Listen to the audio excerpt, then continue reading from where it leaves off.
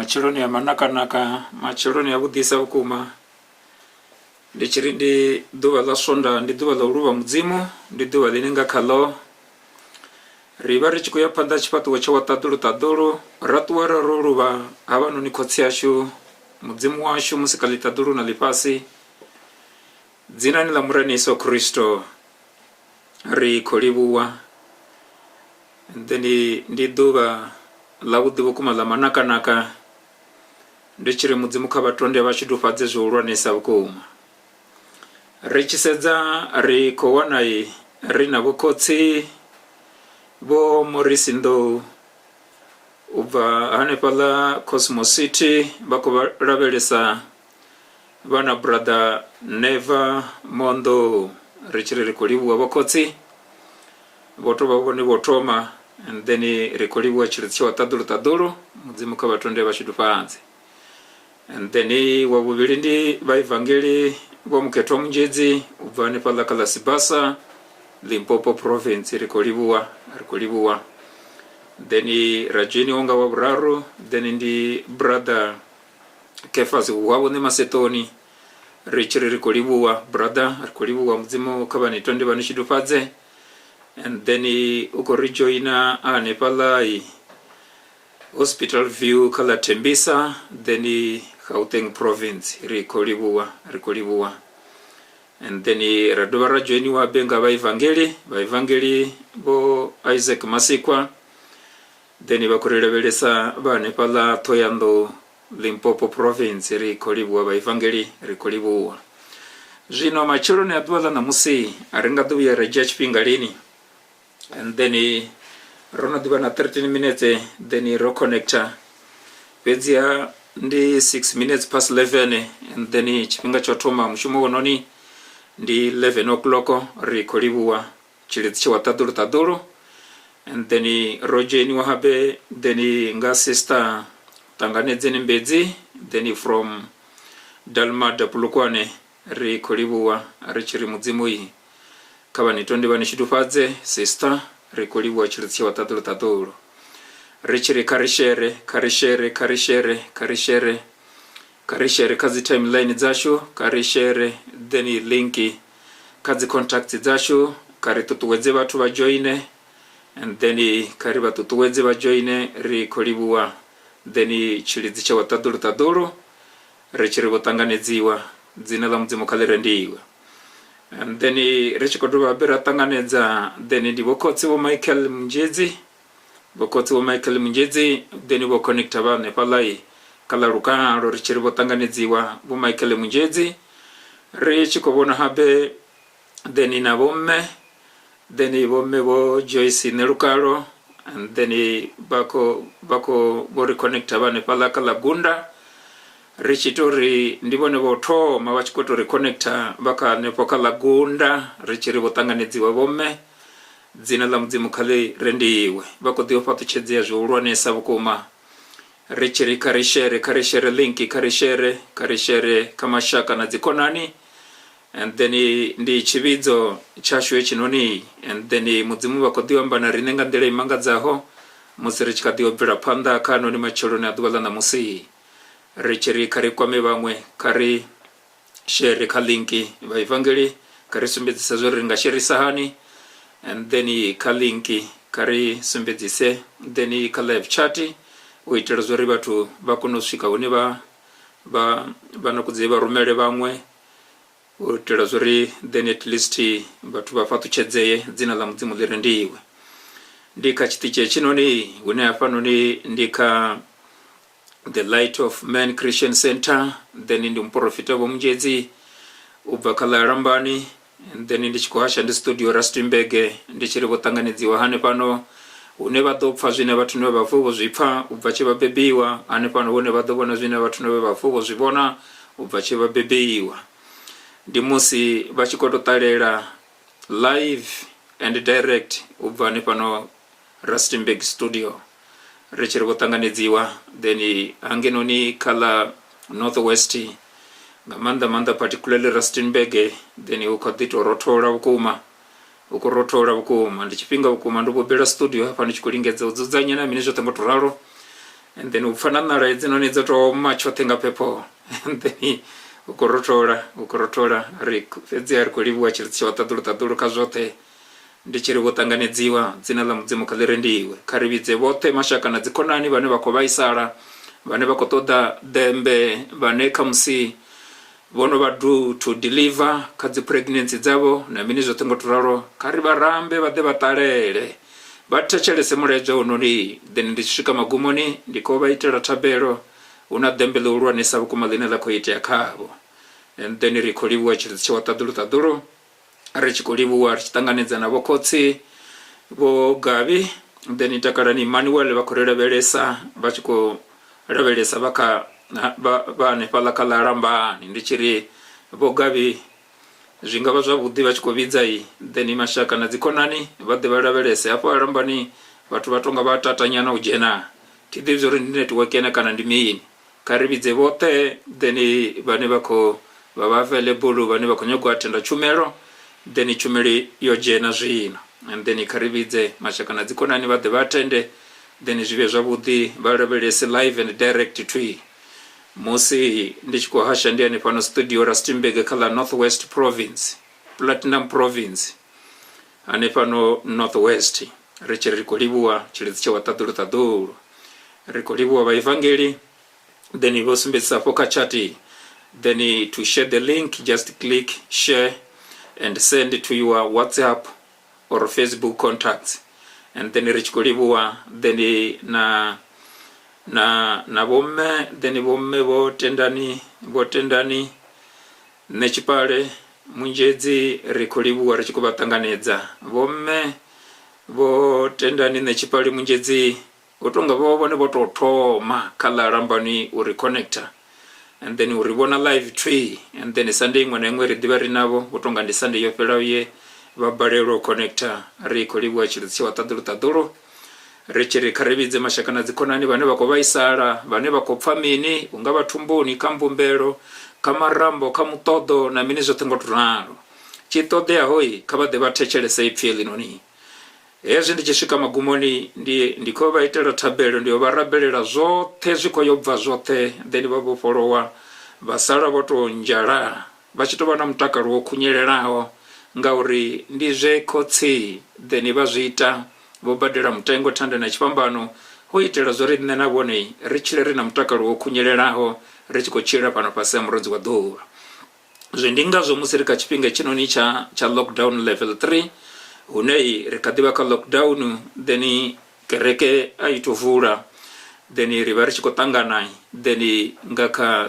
streaming live through YouTube and then hoitela zori then at least ritanganedze patuchedzo dzibva kwa taduru riluve mudzimu rote then dzina la mudzimu kalirendiwe and then rikoliwa kavane vakoravelesai then vovaranyana karesumbedzise uri rikoravelesa rivangana ndivangana vane vakoravelesa and then ndivafiyo na vafiyo then mudzimu vatonde vachitupadze zviyakonotusa ndichisvika magumoni then ndiyakona hai uvaitira tabelo uyanga madzina avo na mini zvotongotoraro and then mudzimu vatonde vachitupadze kufana navo morisi vokotsi vomorisi ndo then vosumbedzisa uri vakoravelesa vakala Kosomo City vakoravelesa vana brother Neva Mondo and then rikoliwa brother rikoliwa then ndizvakudisa ngamandisa badi mudzimu kavanitonde vanechitupadze rikorabela uri hai mudzimu kavanitonde nga phone yavudhi vukuma phone yantesa vukuma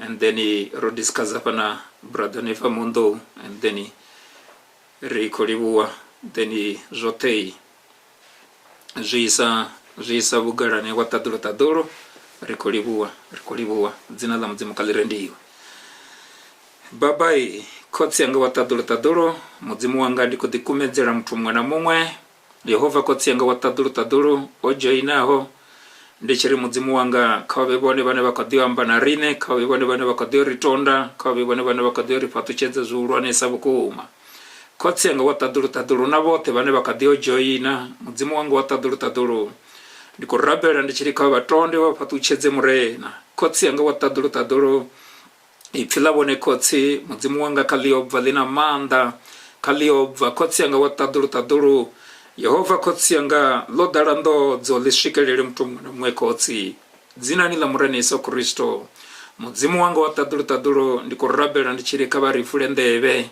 kotsi yanga watadulu rikono techeresa mudzimu wanga kabarifule mato rikono bona Yehova kotsi yanga nzumbuluro yabone kotsi kaishikelele mudzimu wanga dzimbilu zashu ndikotsi yanga watadulu mudzimu wanga ndikumedzera muya wanga ndikumedzera ngelekanyo zanga ndikumedzera mubili wanga ndikumedzera kotsi yanga watadulu zote kabone murena ndichirika bampfarise ndiye ndiwamba ipfila bone kotsi yanga lichiraho ipfila bone kotsi lisabale lunga chitu ipfila bone line uchele perabanga na tuturo ntungo zote lipandikanya mbilu na muya mikarana ngongo ndi mutalukanyi wa zine mbilu ya fima ndikurabela kotsi yanga watadulu dzina ni Yesu Kristo ndichiri mudzimu wanga Yehova kotsi yanga kabatike kontrolo kabandadze nga muyobone muketwa mudzimu wanga huyo bva nzumbuluro kuronesa bukuma ine kadiofatisa chibizo chabone kotsi dzina ni la murani Yesu Kristo kotsi yanga watadulu ndikubalibuwa amen. Re kadelibuwa chirizi cha watadulu machoro ni aduala na musi richi katiyo vera panda na murejai wera do toma ndi chipinga bukuma une ribari chikwamba nga nzumbuluro ya kotsi ya watadulu nzumbuluro iboha mudzimu kotsi revelation of God nzumbuluro ya mudzimu rono discussa zvinjisa bukuma and then ndibona zone ndizva butogwa rideveri humere muraho rero barai ka proof text yasho and then ine yabakiya mapungo hano ni uitera zore rikonobvera panda zvabudi mudzimu kabaritonde varishitufanzi Matthew chapter 16 verse 13 up to verse 17 Matthew chapter 16 from verse 13 up to verse 17 Matthew chapter 16 from verse 13 up to verse 17 dzina la mudzimu kalirendiwe ndichiri kabaifule anepone babahone kabaifule anepone babahone mudzimu wabatonde bashitupadze rikolibuwa chirizi cha watadulu rikolibuwa mudzimu kabatonde bashitupadze dzina la mudzimu kalirendiwe and then ndido lingedza panoni uri ndive verse nepo then ndoiveya and then richikolibwa na vaevangeli then vonamba vojenisa verse hapo and then mudzimu kavaritonde varishitufadze uitira zuri then richimbile rote dzina la mudzimu lirendiwe rikolibuwa chirizi cha watadulu rikolibuwa chirizi cha watadulu dzina la mudzimu lirendiwe. Hallelujah.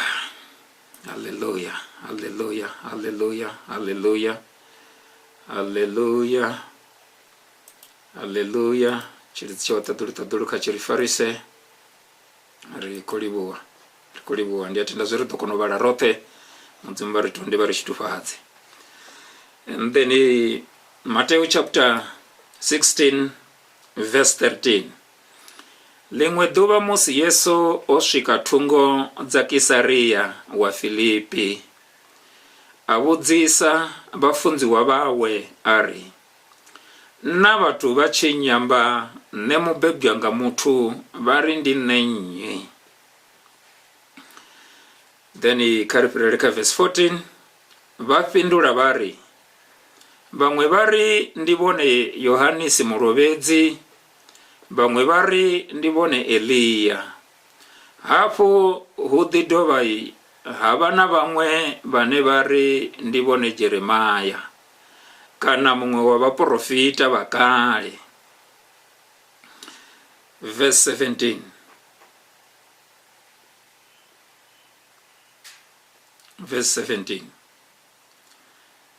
and then Yesu akonovavudzisa ari inwi ha nirimeni niri ndi nenyi. Hapindula Simoni anelimwe apfi Peterosi ari ndivone Mesaya murwa wa mudzimu achilaho. Ndivone Mezaya murwa wa mudzimu achilaho. Sorry, ndi verse 16 hilani. And then verse 17. Yesu ambori, nina mashudu Simoni mwana wa Yonasi, asimutu wa nama onidzumbululelaho hezo, ndikotsi anga wataduru. Nina mashudu Simoni mwana wa Yonasi, asimutu wa nama onidzumbululelaho hezo, ndikotsi anga wataduru. Kotsi ri kolibuwa ubaliwa haifila boni kotsi dzina ni Yesu Kristo. Amen. Mafungo ashui amureja hono ni une waba uchikori revelation of God, nzumbuluro ya mudzimu. Obvai kama fungo hano ni ndije murene Yesu Kristo baba bachikofindulai Simoni Petro kapinduro yedo inekeza ya urindibone Mezaya murwa wa mudzimu achilaho. Yesu ndijai bachishika une bapindura bari, nina mashudu Simoni mwana wa Yonasi, asimutu wa nama onidzumbululelaho hezo. Nina mashudu Simoni murwa wa Yonasi, asimutu wa nama onidzumbululelaho hezo. Musiri chikadiba hanepo jiambori mini, nina mashudu Simoni Petro murwa wa Yonasi, ngauri asi mutu wa nama onidzumbululelaho hezo.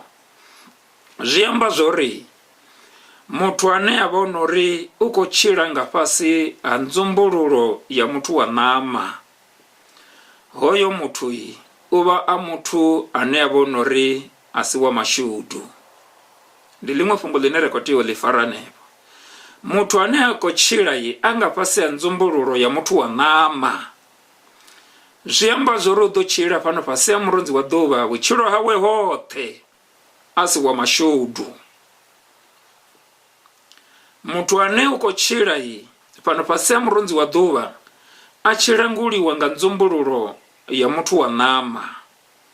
Mutu wa nama uko ambi wa mini hapa, uko ambi wa mubili wa mutu, uambi wa zipfiza mutu.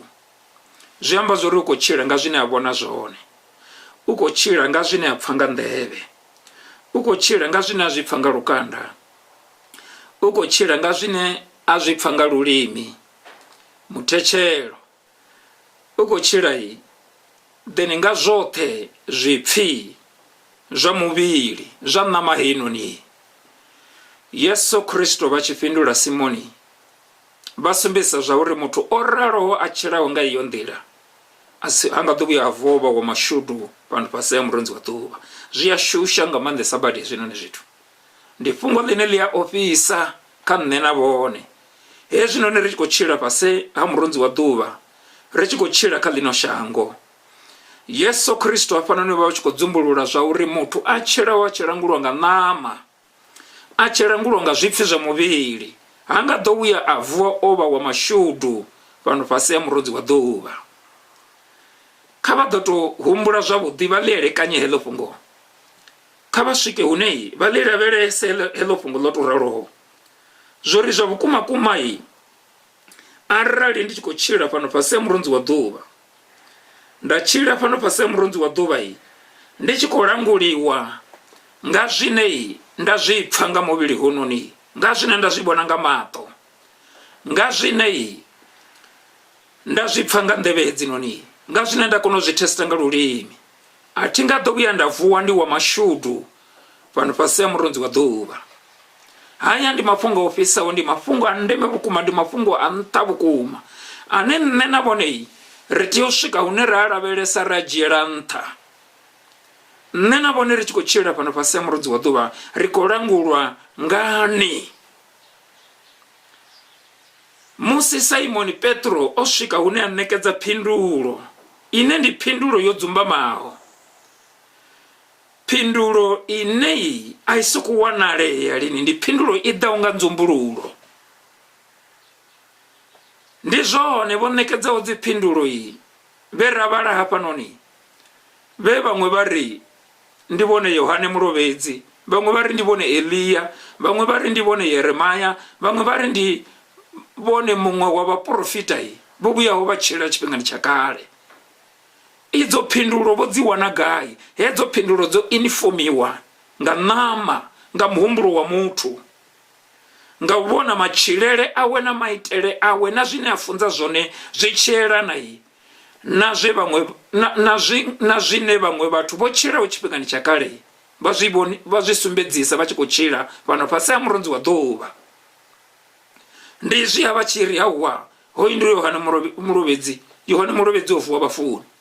Ndi Elijah, ndi Eliya, ndi muprofita Eliya o vuwa vhafuni. Hai ndi Yeremaya, zwi amba zwori Yeremaya o vuwa vhafuni. Hai ndi muṅwe wa vhaprofita hononi muthu. Vho sedza kha mini? Kha matshilele. Vho inifomiwa nga mini? Nga nḓivho ine vha concluda zwi tshi khou bva kha kuhumbulele.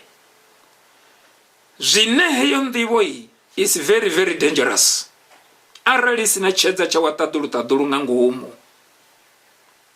Yesu Kristo hanga vhuya ari wa havho vhathu vha mashudu nga maanḓesa badi. Hanga vhuya zwi amba Yesu Kristo. Namusi vha tshi khou amba vha tshi khou fanyisa Yesu Kristo na Yohane Mulovhedzi kha vha ḓo pfa.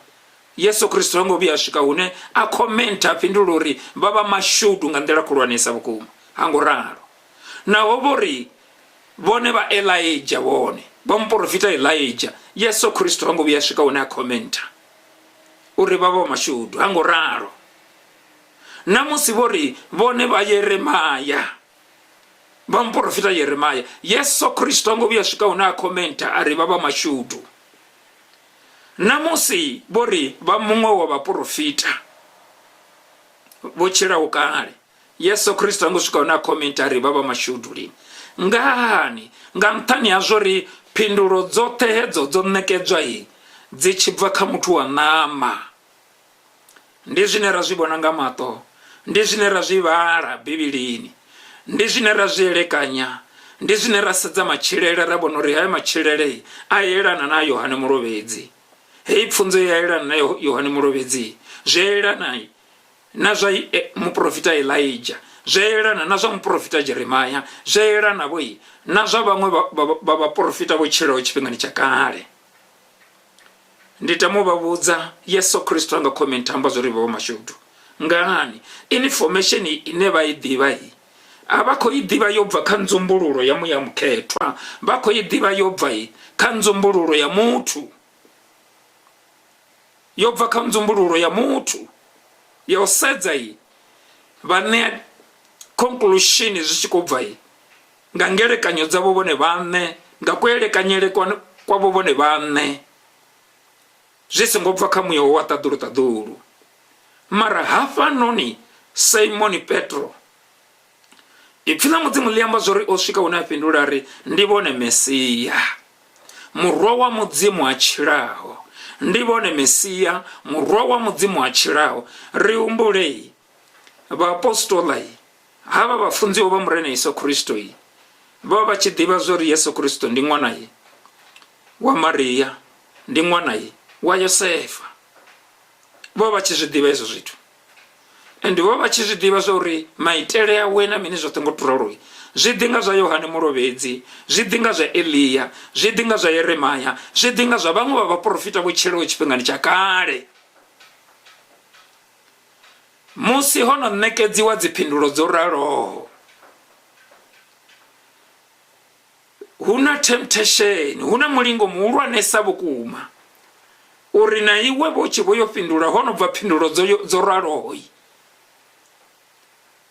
ulengeye na iwe u amba vho muṅwe wa vhaprofita vho tshilaho tshifhingani tsha kale.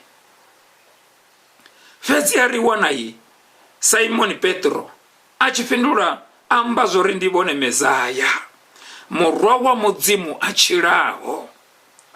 Ndi hone ha Yesu Kristo a tshi swika hune a fhindula ari una mashudu iwe Simoni ṅwana wa Yonasi asi muthu wa ṋama oni dzumbululelaho hezwo. Zwi amba zwori muthu wa ṋama ona dzumbululo, sa zwe nda sumbedzisa zwone.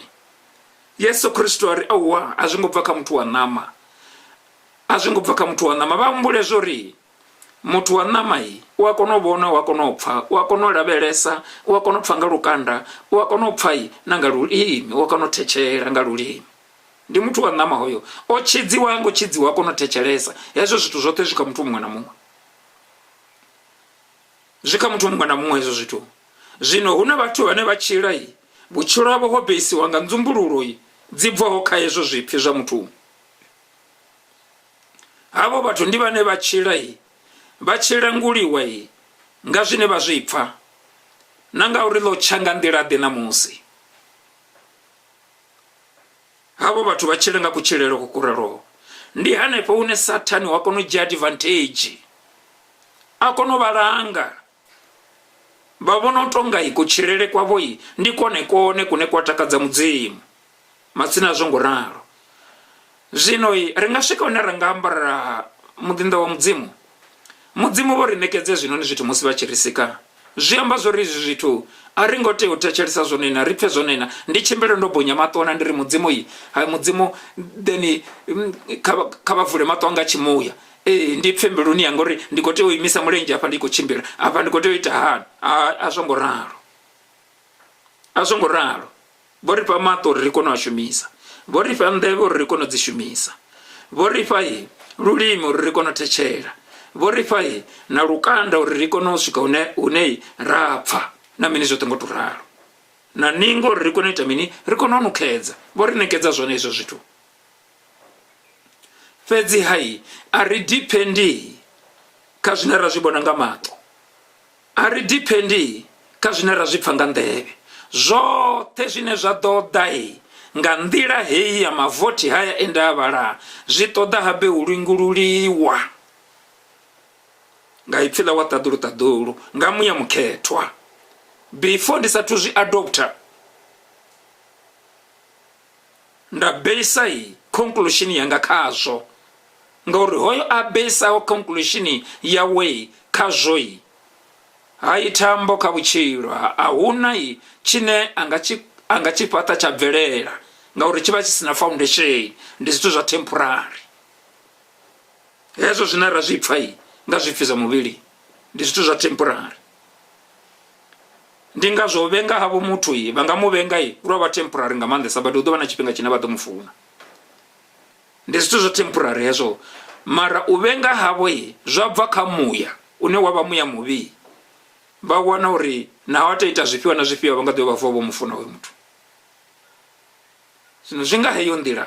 Zwino ndi ngazwo hafhanoni murena Yesu Kristo vho ri mini, heyo nzumbululo u dzumbululiwa nzumbululo heyo ine wa vha nayo wa i ṱanganedza, a i bvi kha muthu wa ṋama, a i bvi kha muvhili hononi, a u bvi kha zwipfi zwa muvhili hononi. I bva kha mini? I bva ha khotsi anga wa ṱaḓulu, i bva yo ḓa nga kha muya mukhethwa. Haleluya. Ndi mafhungo a ndeme haya ane nṋe na vhone ri tea wa dzhiela nṱha. Zwine zwa amba zwori musi ri tshi khou tshila fhano fhasi ha murudzi wa ḓuvha, ri tea u tshila nga nzumbululo i bvaho ha khotsi ashu wa ṱaḓulu.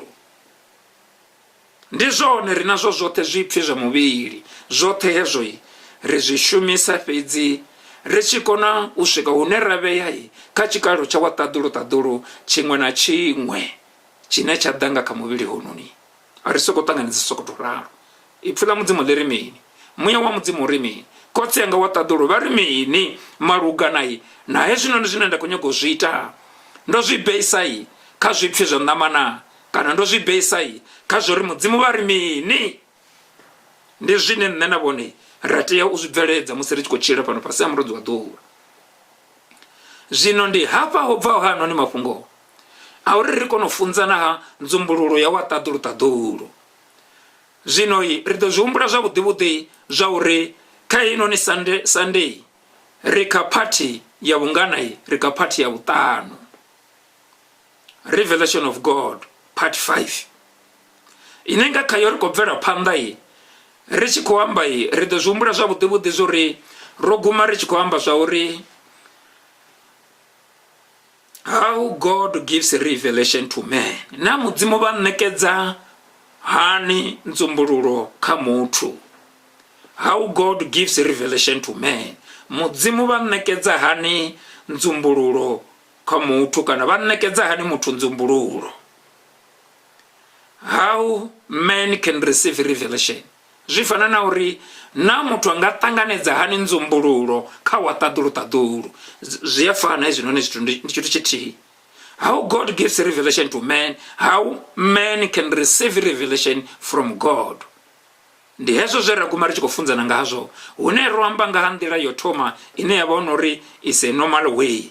Normal way, which way is a normal way? Ine yavona uri ndi ndira inei yava ipfila watadulu ipfila mudzimu bibili. Ndo amba zori mudzimu vanekedza nzumbululo kha nne na vone nga kha bibili musi nne na vone ri chifunziwa ipfila watadulu musi nne na vone ri chivala ipfila watadulu musi nne na vone ri chidiscussai na vamwe ipfila watadulu musi nne na vone ri chelekanya ipfila watadulu musi nne na vone ri chirabela rabula ipfila watadulu kha thabelo ine ra ko rabela yone. Ri wana nzumbululo ibva vakotsi ashu watadulu. Ndila ine mudzimu iyi vanga kono amba ngayo na rine ipfila watadulu. Ndi ipfila watadulu ndiyo ni ndila yotothoma heyo, ndiyo ni ndila ya nthesa heyo, ndiyo ni ndila ine nyi na nyi riti yothoma ra qualify khayo. Riti yothoma iyi rasvika hune ra qualify khayo hei ndila. Ipfila watadulu liya zviamba hii kha bugu ya Yeshua chapter 1 verse 8 zori bugu hei singotuwa mulomoni wayo wa iyelekanya masere na usiku. Hezo ichiyelekanya masere na usiku hii ndione hao chidokono bveledza zwo mwaliwaho kha bugu hei noni. Ende ndihone hai dzindela dzawo zichidokono vuleya. Adova hambiwa na Kapisalema chapter 1 from verse 1 up to verse 3. Uruwa mashudu ndope iyo ndi huyo ane achilanga mini nga nzumbululo. Sazwe murene Yesu Kristo wamba zoro una mashudu iwe Simoni Petro mwana wa Yonasi. Nga urasina mana malopa zvezwa nzumbululera hezini noni ndikotsi anga watadulu. Zino ane wa mashudu ndinyi ndi ane awana nzumbululo ibva wakotsi. Nzumbululo ibva wakotsi idanga ndirade. How many can receive revelation? Nga kaipfila watadulu. Na mashudu hoyo ane achimbira asingora iwangamini ngababe asafari ndile yabachinya sadzuli na bagodi ane chawe haba utakalera mure wa Yehova ipfila Yehova helo ipfika na mure hoyo au yelekanya usiku maseri na usiku udongamini muri wose miwo milongani ya madi ono aho michelo nga chipinga chawo hudokona ite ya minika yo mutu zote zine aita hii zviyavuleya zote zvine azviita uyabvelela kazvitu chimwe na chimwe uyakona kubvelela ngani ndi wa mashudu ane asibe wa mashudu angado uyavobvelela na duva na diti ngaurosemwa ngani uchira buchiro nama uchira buchiro amavu uchira buchiro hashango zvine azvipfai na zvine azvibona ngamato ndizvo nezvine zvakonolaura buchiro hawe zvine azvingoraro na ruti azvingoraro richilenga nzumbululo ibva ka watadulu ibva ka kotsi ashu watadulu ipfila mudzimu lirimini malugana na nyimelo hei ndiyo nzumbululo ya toma ine nena bone riteo graduate ripase ka nzumbululo hinoni. Robara na kabugu ya Bakolosa chapter 3 verse 16. Uripfila mudzimu kalipatere kainwi rauto upfumisa. Ipfila mudzimu kalipatere kainwi rauto upfumisa. Ipfila mudzimu lite upatera kanena bone. Jemba zore ndikoti atenda zichumelo ndidededziwe ipfila watadulu. Jemba zori ndikote yoshika hunei ndabala bibili kandibala ipfila watadulu. Ndielekanye ipfila watadulu ndidishpe chipinga ndielekanye ipfila watadulu. hezwi ndi tshi ḓipfa tshifhinga ndi tshi elekanya ipfi ḽa Vhaṱaḓulu ṱaḓulu, ipfi ḽa Vhaṱaḓulu ṱaḓulu ḽi vha tshipiḓa tsha vhutshilo hanga. Hoṱhe hune nda tshimbila hone, nyimelo ifhio na ifhio ine nda ṱangana nayo, ipfi ḽa Vhaṱaḓulu ṱaḓulu ḽi vha ḽone ambadzifhele kha vhutshilo hanga.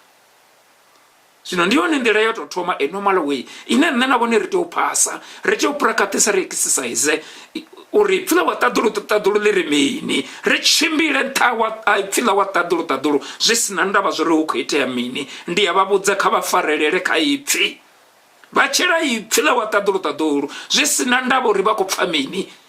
Arali vha tshi khou vhaisala kha vha farelele kha ipfi ḽa Vhaṱaḓulu ṱaḓulu, vha bule ipfi ḽa Vhaṱaḓulu ṱaḓulu zwo ri ho ṅwaliwa uri heḽi noni ipfi ḽi ṋekedza vhutshilo, ḽi vha vhutshilo nga ngomu hanga. Na musi ri tshi vhala kha bugu ya Yohane chapter 1, u rangani ipfi o vha hone, hone ipfi o vha ha mudzimu, hone ipfi o vha ene mudzimu, o vha hone u rangani. Ndi ene we zwoṱhe zwa vha hone ngaye, a huna na tshithu tshe tsha vha hone tshe tshi si vhe hone ngaye. Khaye hu na vhutshilo, hovho vhutshilo ho vha tshone tshiedza tsha muthu, kha vha ḓo bva kha nnyi hoyu ipfi. Musi ndi tshi mu dzhia ho ipfi nda mu elekanya ipfi ḽa Vhaṱaḓulu ṱaḓulu ḽa nwelela nga ngomu vhukati ha mbilu yanga, na vhulwadze hovho naho na maanḓa a to ḓalisa hani, a to hulisa hani, maanḓa a vhulwadze a nyimelo heyo ine vhone vha nga vha tshi khou ṱangana nayo. Ndi a vha vhudza vhone kha vha ḓo dzhia ipfi ḽa Vhaṱaḓulu ṱaḓulu ḽi nwelele nga ngomu havho, vha tshile ipfi vha ḽi prakatise, vha ambe zori nṋe ndi na vhutshilo nga ngomu hanga, ndo hwala vhutshilo nga ngomu hanga. Ipfi heḽi noni ndi vhutshilo. Hezwi ri tshi vhala ipfi ḽa Vhaṱaḓulu ṱaḓulu kha bugu ya nakudzi ya Yohane, kha vha ri ndi vha fulele yone Yohane chapter 1.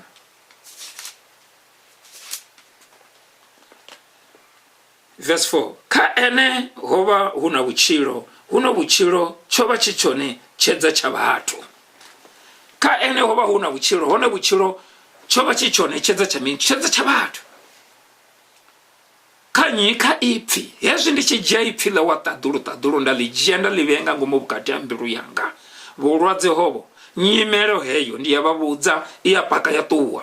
Hovho vhulwadze hu a vha litshedza vhone, hovho vhulwadze hu ya bva ha ṱuwa, vhone vha tshila. Ndi ipfi. Havha mudzimu vha ṋekedza nzumbululo nga kha ipfi ḽavho, uri muya mukhethwa vha shume, muya mukhethwa vha ṱoḓa ipfi. Ndi ngazwo na musi ri tshi vhala ipfi ḽa Vhaṱaḓulu ṱaḓulu kha bugu ya Vhaefesa chapter 6, ipfi ḽa mudzimu ḽi sumbedzisa zwa uri mini, ḽi sumbedzisa zwa uri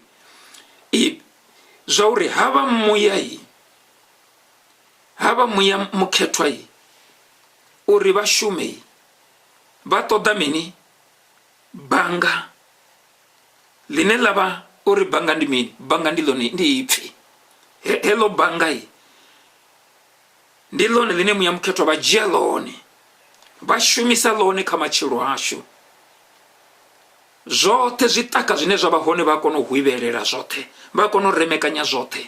Ngani? Ipfi ndi mini? Ndi banga ḽa muya, banga ḽa muya mukhethwa, heḽi noni ipfi. So ndi ngazwo ndi mafhungo a vhuṱhogwa vhukuma, ndi yone nḓila ine mudzimu vha i shumisa a normal way. Hedzi dziṅwe dzi nḓila ndo sumbedzisa, ndi khou dovholola, ndi khou tou khwaṱhisa, ndi ngazwo ndo ṋekedza mavhalangwe hafhanoni, hu itela uri at least nṋe na vhone ri kone u zwi fara. Ngauri heyi nḓila ndi yone nḓila ine muthu muṅwe na muṅwe u tea u qualifya khayo, vhone vha kona u tshila vhutshilo havho hoṱhe hafhano fhasi ha murunzi wa ḓuvha vha tshi khou tshila nga inoni nḓila. A zwi ambi zwori vhone a vha mutendi lini. Hedzi dziṅwe dzi nḓila dzine ra khou tea u funzana nga hadzo naho vhone vha songo ṱangana nadzo, zwi vha zwi right. A si nḓila dzine dza tea u lileliwa lini, ndi nḓila dzine Vhaṱaḓulu ṱaḓulu vhone vhaṋe vha to ṋetshedza zwikwa nga tshilidzi tshavho, uri vha ṋekedze vhone heyo nḓila i kone u fanishena, i fanishene kana mudzimu vha shumise heneyo nḓila i shume nga khavho kha vhutshilo havho vhone. Mara zwi bva kha nyaluwo no ḓikumedzela kha Vhaṱaḓulu ṱaḓulu, wo aluwa kha ipfi ḽa nwelela kha iwe, wa vha muthu o ḓalaho ipfi, o pfumaho ipfi, wa vha muthu a elekanyaho ipfi, a tshilaho ipfi, muthu a rabelaho, a ḓikumedzelaho kha thabelo vhusiku na masiari. vha ḓo kona u zwi vhona hafha musi ri tshi khou ḓi bvela phanḓa. A si nḓila dzine dza sokou lileliwa ngori wa lilela dzi nḓila u ḓo sokou vhona mabono ane a si nzumbululo ya wa ṱaḓulu ndi nzumbululo ya muvhi. U ḓo vhona mabono ane ha khou bva a khotsi ashu wa ṱaḓulu. Wa ḓiriwa khana nga maanḓesa badi wari ndi khou vhona mabono na mini zwoṱhe ngo to ralo. Zwine no fanela a zwi ngo tea na mini zwoṱhe ngo to ralo. Ngani a huna ipfhi ḽa wa ṱaḓulu. A huna tshedza tsha wa ṱaḓulu. A huna nzumbululo ya wa ṱaḓulu. Zwino ndi ngazwo ndi tamo vha vhudza zwa uri hedzi dziṅwe dzi nḓila a si nḓila dzine dza lileliwa. Ro amba nga hayo heinoni nḓila yo thoma ra khwaṱhisedza zwihulwanesa vhukuma. Zwino nḓila ya vhuvhili ndi ya sumbedzisa vhege ya ḓaho ro guma ri khayo. God himself reveals through himself to man. God himself reveals through himself to man. Ro vhala hafha kha bugu ya mini ya Genesis chapter 6 verse 13. Genesis chapter 6 verse 13. Ri ḓo zwi humbula hezwo zwithu. Hune ro vhala hanefhaḽa ra vhala zwo ri mini mudzimu amba na Noahe ari vhufhelo ha ṋama yoṱhe hu a ḓa mudzimu vhone vhaṋe vha amba na nnyi vha amba na Noahe. Vha khou amba na Noahe vha vhudza Noahe vha ri vhufhelo ha ṋama yoṱhe hu a ḓa. Vha khou mu vhudza zwine zwa kha ḓi ḓa. Vhufhelo ha ṋama yoṱhe vhu a ḓa. Mudzimu vha kona u tou ḓa nga vhone vhaṋe vha ḓa vha amba na nṋe na vhone. Vha ḓa vha amba na vhone. Vha ḓa vha amba na ini zwine zwa kha ḓi ḓa zwine zwa khou ḓa vhukati ha shango ḽino. Havha mudzimu vhone vhaṋe vha ya kona nga kha vhone vhaṋe vha ḓa vha ḓi dzumbulula nga kha vhone vhaṋe vha amba na nṋe na vhone vha ri vhudza nga zwine zwa kha ḓi ḓa zwine zwa khou ḓa matshelo. Zwi amba zwo ri vhufhelo vhu nga ḓo swika hune ha ḓa mudzimu vha songo amba na muthu mudzimu vha ḓo amba na muṅwe muthu. Vha ḓo vhudza muṅwe muthu na corona virus hei COVID-19 ho vhulwadze hune ra khou tambula ngaho ḽifhasi ḽoṱhe a hu ngo sokou bvelela mudzimu vha songo ḓivhadza lini. Mudzimu vho ḓivhadza mudzimu vho zwi amba mudzimu. Zwino ndi ngazwo mudzimu ndi mudzimu vhane vha kona u dzumbulula vhone vhaṋe nga kha vharuṅwa vhavho. Vha nga dzumbulula vhone vhaṋe nga kha vhone vhaṋe. Ndi vho gidimela kha tshine tsha khou tevhela. Ndo amba zwo ri tshithu tsho thoma tsha nṱesa vhukuma mudzimu vha dzumbulula nga kha mini nga kha ipfhi ḽavho. Nṋe na vhone ri tshi vhala ipfhi ḽawo ṱaḓulu ri a kona u wana nzumbululo. Na Daniel o vhuya ri a tshi khou vhala ipfhi ḽawo ṱaḓulu a wana nzumbululo uri hafhanoni ho ṅwaliwa zwo ṅwaliwa hafha ndi tshiprofito ho pfhi zwi ḓo itea lini na mini zwoṱhe ngo to ralo. Daniel a ṱoḓa tshifhaṱuwo tsha wa ṱaḓulu na mini zwoṱhe ngo to ralo. O wana nzumbululo kha mini kha ipfhi ḽawo ṱaḓulu. Zwo ṅwaliwa hafha ipfhi ḽawo ṱaḓulu. Zwino nṋe na vhone ri tea u thoma ra qualifya ri sathu fhirela phanḓa kha hedzi dziṅwe dzi nḓila dzine ri khou ḓi amba ngadzo. Ipfhi ḽawo ṱaḓulu. Tsha vhuvhili ndi mini God himself through himself. Hafha mudzimu vhone vhaṋe vha khou tou amba vhone vhaṋe vha tshi khou ṱalutshedza vha tshi khou vhudza nnyi Noahi muḓinḓa wavho zwo ri vhufhelo ha ṋama yoṱhe hu a ḓa. Ndi ralo nṋe ngauri shango ḽo ḓala zwa mavemu nga vhone vhathu. Zwino ndi ḓo vha fhedza huthihi na shango. Mudzimu vhone vhaṋe vha khou amba na muḓinḓa wavho na ṅwana wavho Noahi. Zwi a konadzea uri mudzimu vha ḓe vha ambe na vhone. A zwi na ndavha zwo ri vhone vha dzula gai vho begwa gai vho thithisa hani. Tshiṅwe tshifhinga zwi bva kha uri ra ḓi dzhiela fhasi kha khotsi ashu wa ṱaḓula ṋevho mudzimu vha nga vha amba na ṋevho mudzimu ṋevho vha nga vha mpfa vho mudzimu ṋevho vha nga vha ntsedza vho nga ito ḽa vhuthu vhone vha wa ndeme kha wa ṱaḓulu. Vha songo ḓi dzhia nga nḓila ine vhathu vha dzhia ngayo vhone. Phanḓa ha khotsi ashu wa ṱaḓulu havha musiki vho sikaho zwoṱhe vha wa ndeme.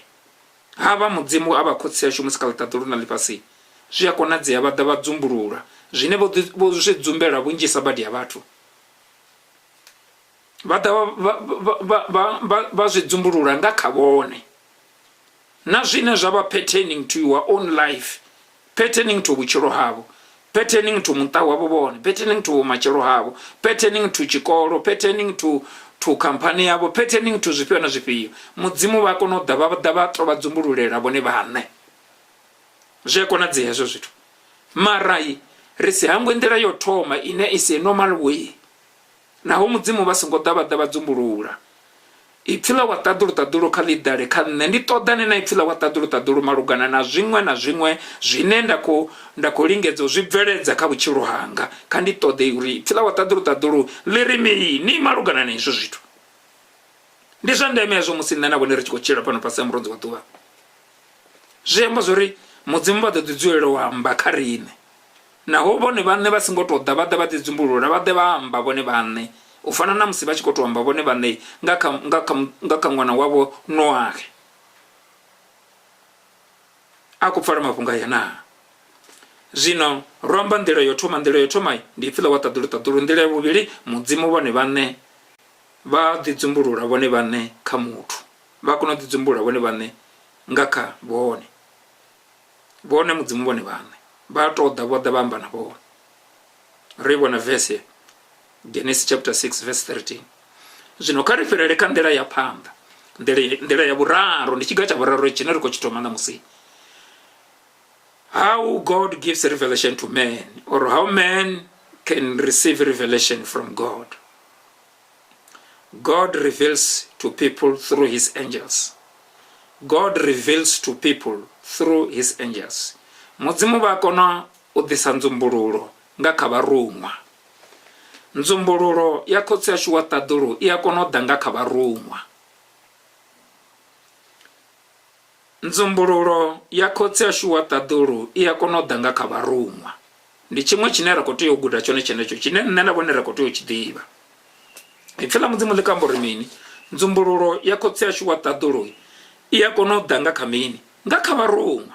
Vharumwa ndi mini? Ipfila mudzimu ḽi amba zwori then vharumwa ndi mimuya. Hava vharumwa, they are in a spirit form or in a spiritual form. Asi mimuya mivhilini. Vharumwa vha kha tshivhumbeo tsha mini? Tsha mimuya. Vhunga na khotsi yashu vha kha tshivhumbeo tsha mini? Tsha mimuya.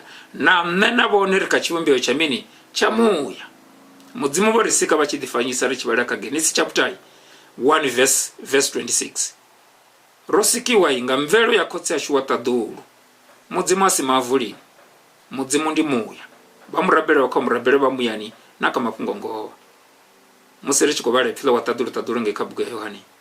Zwino ri nga kona u murabela na mudzimu ri muyani na kha mafhungo ngoho arali nṋe na vhone ri si muya. A zwi konadzea hezwo zwithu. Ri tea u thoma ra vha muya uri ri kone u rabela havha mudzimu. Ri tou shanduka na ra vha muya hai, ri muya. Ri a kona u amba, ri a kona u communicate then na shango ḽa tshimuya, na zwine zwa tshila kha shango ḽa tshimuya, ngauri nṋe na vhone ri muya. A khou pfala mafhungo ya theri. Zwino nga u ralo vharumwa na vhone vha kha tshivhumbeo tsha mini? Tsha mimuya kana tsha muya. Havho vharumwa vha kha tshivhumbeo tsha mini? Tsha muya. Ndi vharumwa vhenevho. Ndi zwinzhisa vhukuma zwine ra nga amba nga vharumwa. Ri ḓo i humbula pfunzo ya vharumwa ye nda vha nda i funza tshifhingani tsha kale hangei, uri vharumwa vha ḓivha na mbonalelo. Vhaṅwe vharumwa vha ḓi tonga vhathu, vhaṅwe vharumwa vha vhona tshiṅwe tshifhinga vhaṅwe vharumwa vha na phapha dzine dza vha na maṱo ngomu na nnḓa na mini zwoṱhe ngo to ralo phapha edzo. Vhaṅwe vharumwa vha nga mini na mini zwoṱhe ngo to ralo, zwi ya ngo fhambana zwi tshi khou ya nga zwigwada zwa vharumwa. Vharumwa vho ya ngo fhambana, ende vharumwa vho ralo vha na madzina ane madzina avho ho ḓi to buliwa vha si gathi ipfini ḽa wa ṱaḓulu. Ndi vharumwa havho. Zwino then kha ri ṱuwe ri ro vhala ipfi ḽa mudzimu hafha kha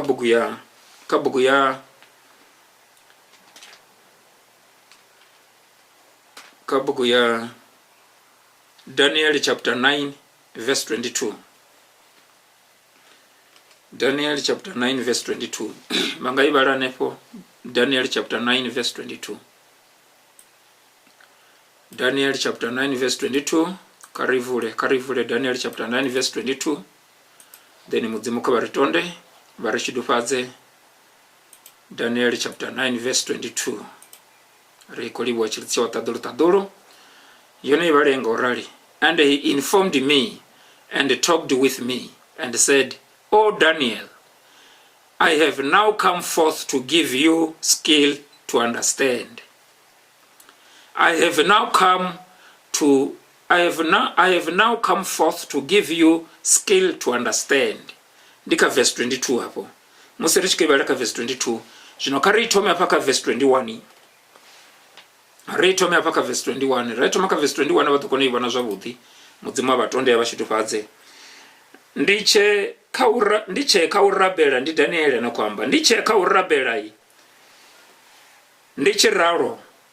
Hambo da ulamunna.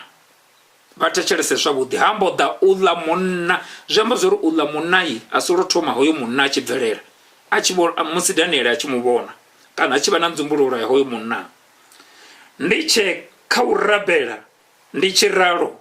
Ndiche kaurabela ndiche raro. Hambo da ulamunna Gabriele. Hallelujah. Ndiche kaurabela ndiche raro. Hambo da ulamunna. Munna upiyo Gabriel. Ariko so kwamba munga munnai.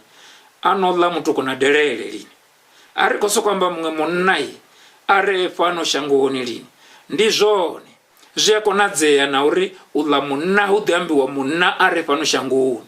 Ade hoyo munna chiko disa nzumbuluro kabone. Amunna nako chira pano shangoni. Angaba munga mutendi ufana nabone. Angaba mudinda wa mudzimu. Angaba mini na mini zote ngoturaro. Mudzimu wako no shumisa ulamunna. Ulamunna no buyabona rakabonina. Bone bono buyabari bachikorabera. Ulamunna mbodida mbodikokonya mbodiri. Ndorumi wanga kotsi wataduru. Amutu ane bakoto mudiba wapano shanguni. Bono buyabari bachikorabera. Ulamunna mbodida. Ambodida ulamunna. Ambodishika mbodidverera. Achibverera kaboi. Arindine Gabriele. Aima upanda hakotsi wataduru chandani cha ulacha kotsi. Bone bachikorabera. Jite ya pezi bone bachikorabera. Jite ya pezi bone bachikorabera. Ako fara mapunga yana. Jite ya pezi bone bachikorabera. Kanji hoyi munna chibverera. Badu wana uri. Bone batewa mtu watabera. Batewa mtu dhimisera hukuma na minizo tangu turaro. Uri munna bverere. Rikwamba nga munna ima upanda hakotsi wataduru buhone ni hawa taduru. Uto ziyamba zorindi ima buhone ni hawa taduru nne. Ono ni munna Gabriel. Ndingwa nzumburo kurwane sane. Ndiche ka urabela. Ndiche raro. Ndiche ka urabela. Ndiche raro. Hoyi munna Daniel wabachikurabela.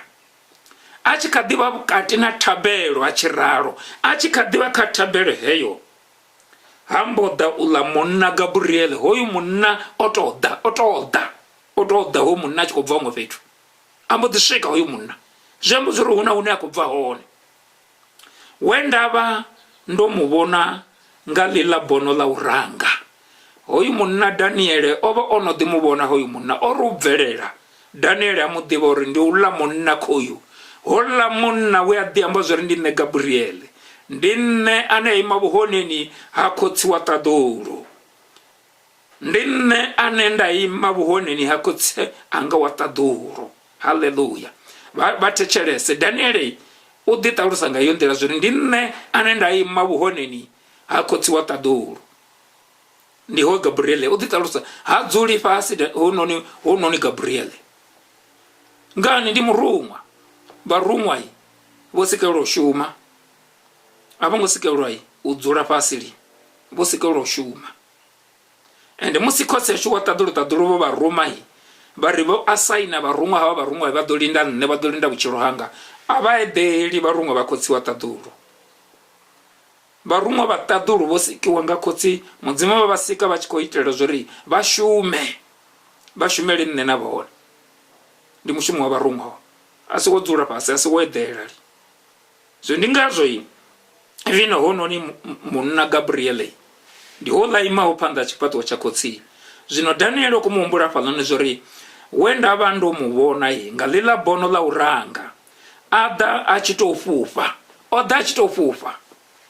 una mapapa kana ana mapapa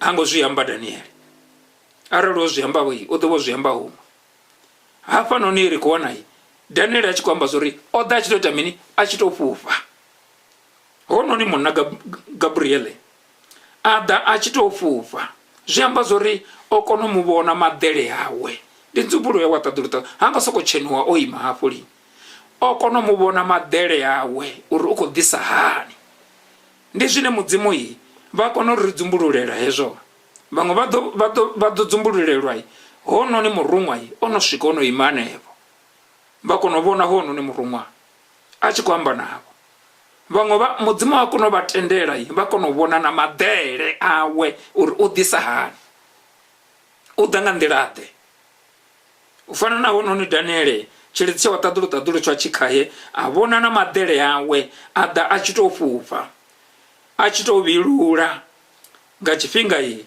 cha misumo wa madekwana vatechelese nga chipinga cha mini cha misumo ya madekwana. Chipinga cha misumo ya madekwana ndi mini? Ndi chipinga cha zvitabelo, ndi chipinga cha zitabelo, ndi chipinga cha uruva mudzimu. Uri mabono hayayi nzumburulo heye watadulu ive hone kabuchiro habobone vatova mutuyi ajenereraho ka chipinga cha misumo ajenereraho ka zitabelo. Bunji abatu banyaza izvi ndi zva dzikompyuta izvi ndi chezvino sikereke ndi zva chezvino otodichena vene vane vangakonana mini zvotongoturaro bone mudzimu iyi ndione vachikwamba navo nezvino kereke ndione yojena zvino mudzimu vachikuvadhedhedza vachikovafunza ipfila manda ipfila nzumburulo kuronesa vukumuri vakonochira iyi vatapuruwe vachikochira pano pasea murudzi wa duva ndione yojena kereke nezvi utofana iyi namusi vone voya chividzoni vakuvangana na vamwe mudzimu vachikwamba navo vone zvino hino ni kereke iyi itojena iyi at the comfort zone of your own home vone hei chumelo itovadhela hayani live and direct yavadhela hayani vodidzulela sofani lavo vodidzulela chiduloni chavo kana vodedhelela mbeteni namini zvotongoturaro hei chumelo itovadhela live and direct at the comfort of your own home. So ningazo iyi ndicheredze chinene navone radio chitanganedza rachishumisa uri chiri shumele musere chikochira pano pasea murudzi wa duva ndi zva ndeme nga maanḓesa badi nga chipinga cha mini cha misumo cha musumo wa madekwana nga chipinga cha musumo wa madekwana hononi murumwa Gabriele hasokoda chipinga chimwe na chimwe rumbulo odanga chipinga cha tabelo musi Daniel achikorabela Daniel okumwamba zori obuyada hononi munna nga chipinga cha musumo wa madekwana nga chipinga chonechedza dzitendo dzinduvo kakotsi acho watadulu nga madekwana uchikorabeliwa uchikoruviwa uchikonekedziwa misumo kakotsi acho watadulu nga madekwana hononi munnayi murumwa Gabriele abvelela bonara verse 22 ndiyapera dobara honi ada antaluchedza ari Daniele hey hallelujah Daniele abidzelela Daniele murumwa kabadopfa murumwa wa mudzimu achikotovavidza mani ada vavidza ari bone bomorisi ndo bomorisi ndiri bomorisi murumwa wa tadulu achikotovavidza nga dzina lavo bone zvine zvamba zori hango hera zvine zvamba zori ndi hanepo hekotsi ya murumwa uri yadehoni murumwa wa mudzimu achida kavone odovavidza nga dzina lavo bone avavidza nga dzina lavo bone ari vo Daniel vo Morisi vo Muketwa vo Isaac vo Nevamo vo Nyinyi avavidza nga dzina lavo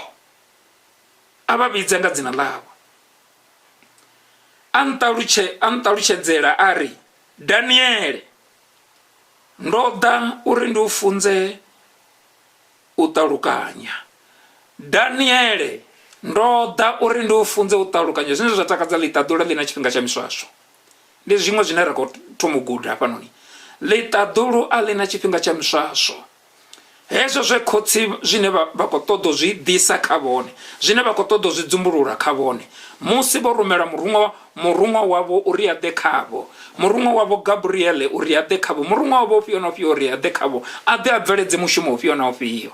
Hezwi murunwa a tshi ḓa khavho u ḓo ḓi ḓivhadza zwo ri ndi ene nnyi, vhone vha mu ḓivha. U bva afho ḓo vha vhudza zwo ri ndo ḓo ita mini. Hezwo zwi a ḓela zwone ndi zwifhio zwi a ḓo u bveledza zwone. A hu na tshifhinga tsha miswaswo, a hu na tshifhinga tsho tamba kha ḽiṱaḓulu. Daniel, ndo ḓa uri ndi u funze u ṱalukanya. Daniel, ndo ḓa uri ndi u funze u ṱalukanya. Daniel, ndo ḓa uri ndi u funze u ṱalukanya. Kha vha ḓo pfa vhone. Murunwa wa ṱaḓulu u khou tou ḓa vha vhidza nga dzina ḽavho, a vha vhudza uri ndo ḓa hafha noni ndo ḓa u ita mini, uri ndi vha funze vhone. U funziwa a zwi fheleli fhano shangoni fhedzi, na ṱaḓulu hu na pfunzo ine ra tea u funziwa. Ṱaḓulu hu na pfunzo ine ri khou tea uri ri funziwe. Hu na zwine mudzimu vha tama u ri funza musi ri tshi khou tshila fhano fhasi ha murudzi wa ḓuvha. U fana na Daniel a tshi kha ḓi tshila tshifhingani tshawe, mudzimu vha rumela mini? Mudzimu vha rumela murunwa wavho Gabriel uri a ḓe a ri funze.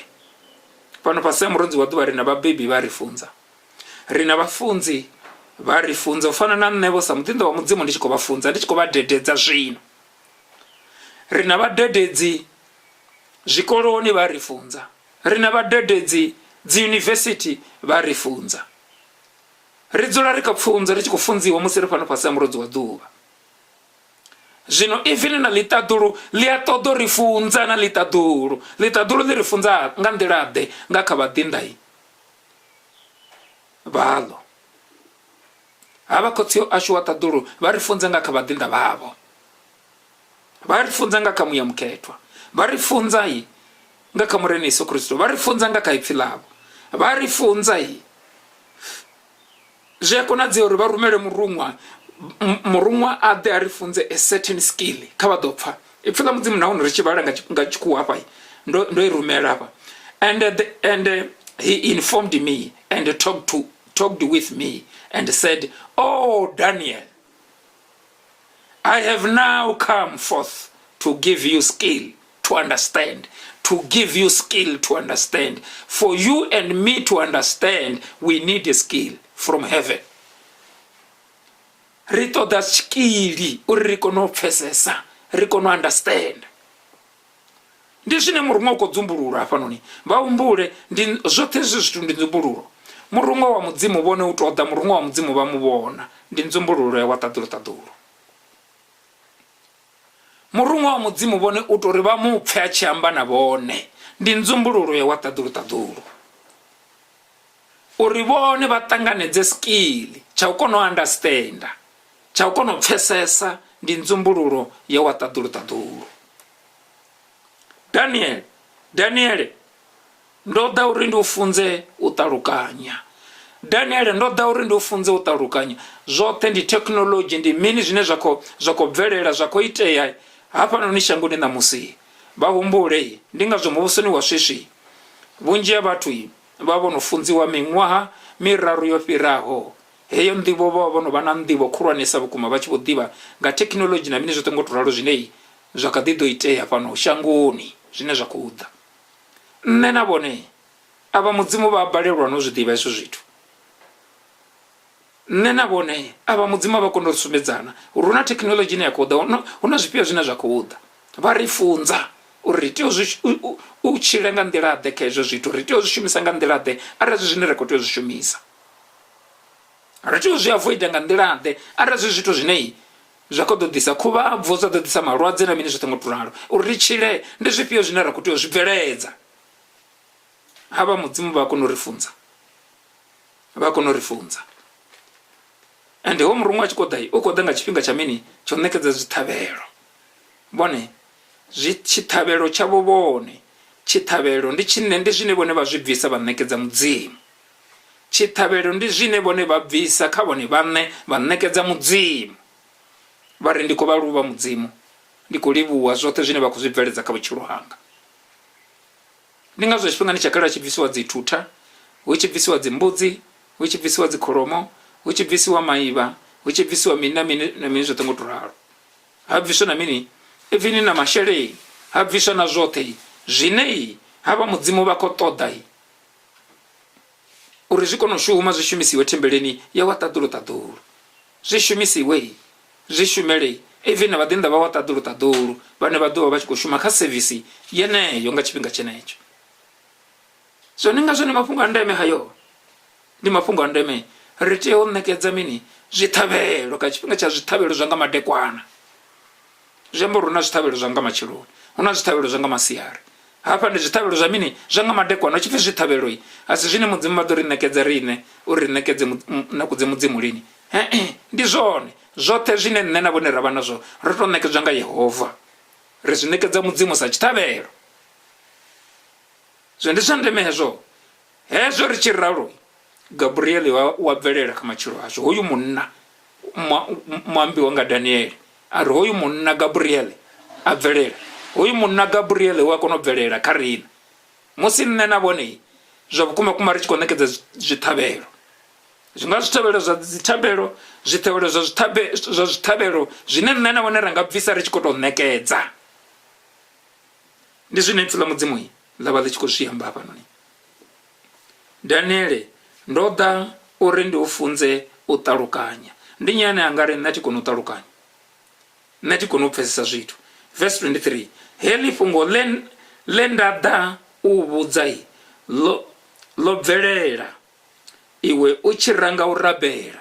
Heḽi fhungo ḽe nda ḓa u vhudza ḽo bvelela iwe u tshi ranga u rabela.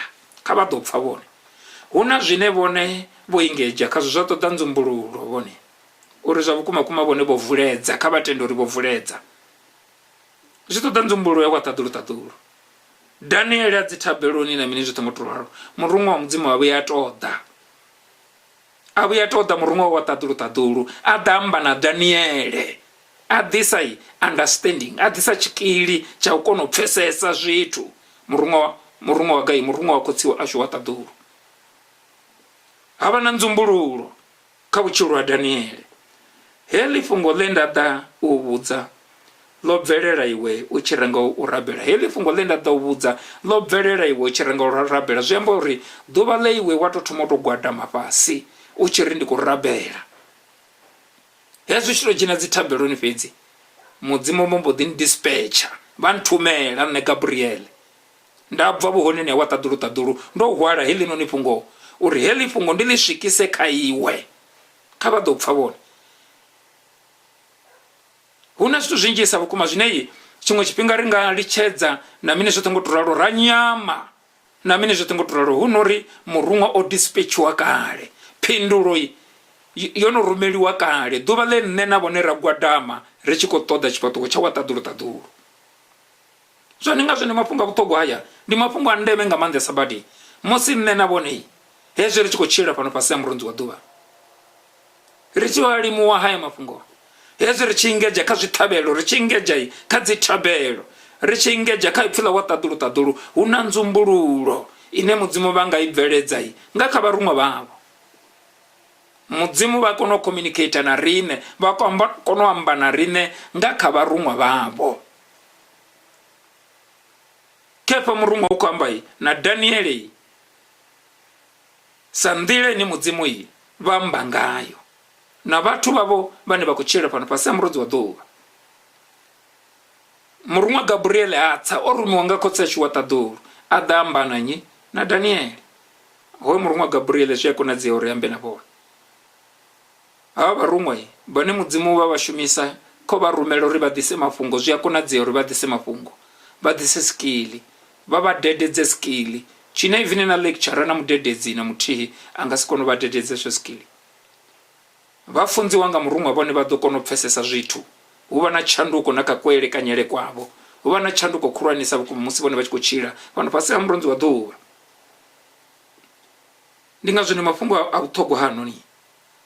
Heḽi fhungo ḽe nda ḓa u vhudza ḽo bvelela iwe u tshi ranga u rabela. Ngauri iwe u mufuniwa, kha vha ḓo pfa, uri murumwa wa taḓulu a ḓise mafhungo, a ḓise nzumbululo, a ḓise skill, a vha dededze u pfesesa na u kona u understanda. Vha tea u vha mufuniwa, vha tea u vha mufuniwa. Nṋe na vhone ri vha funwa vha khotsi ashu wa taḓulu, nga u ralo Gabriel u nḓilani. Ndi ri nṋe na vhone ri vha funwa vha khotsi ashu wa taḓulu, nga u ralo Gabriel u nḓilani. U khou ḓisa phindulo.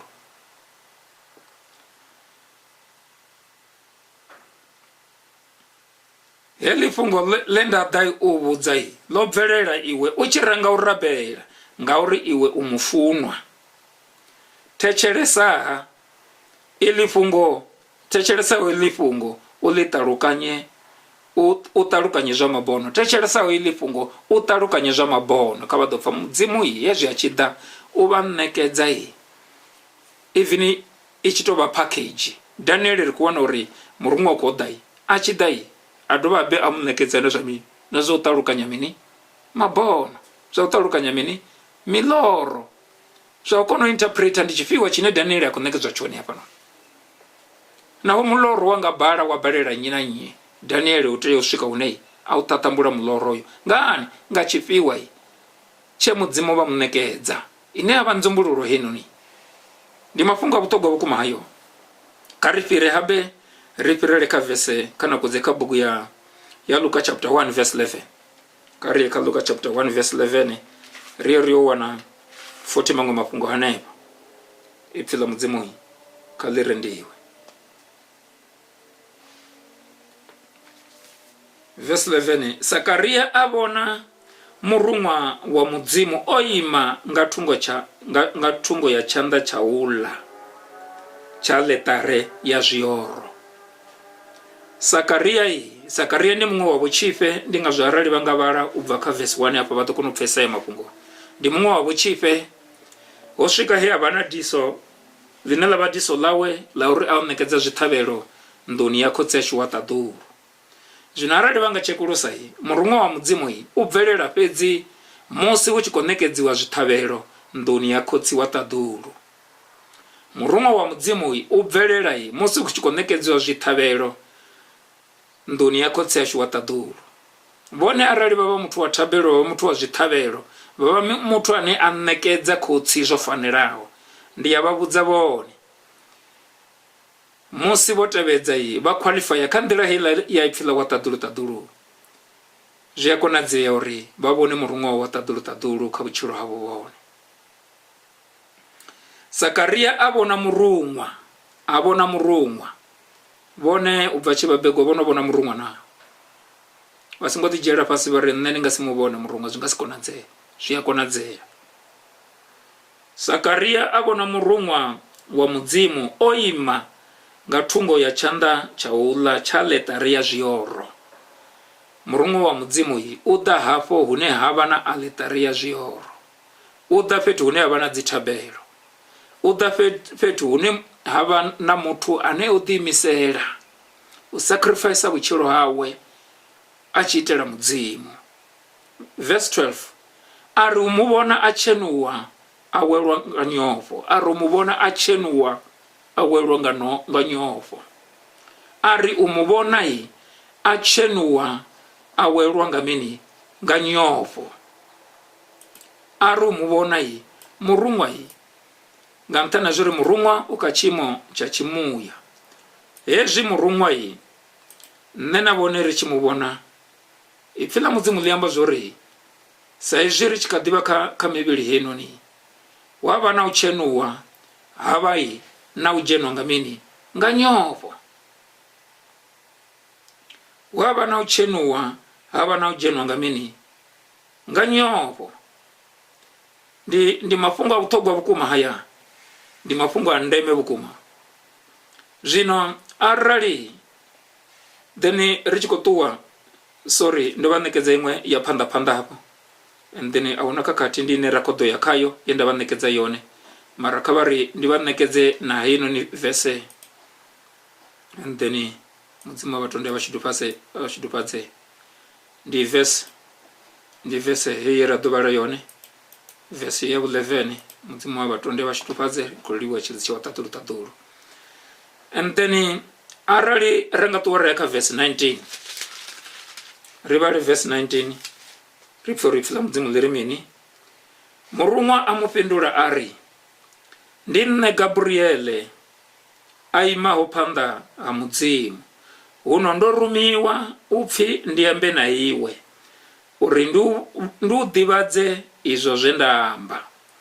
Ndo rumiwa u pfhi ndi ambe na iwe uri ndi u ḓivhadze izwo zwe nda amba. A khou pfala mafhungo aya na zwe amba ndi zwifhio? Ndi zwe ra vha ri tshi khou vhala zwone. Arali ra nga vhala kha verse 13, murunwa amba naye a ri, u songo ofha Sakariya ngauri thabelo yau yo pfiwa. U songo ofha Sakariya. Ri khou wana murunwa wa mudzimu a tshi khou tou dovholola 40, a tshi khou dovholola 40 amba na nakudze amba na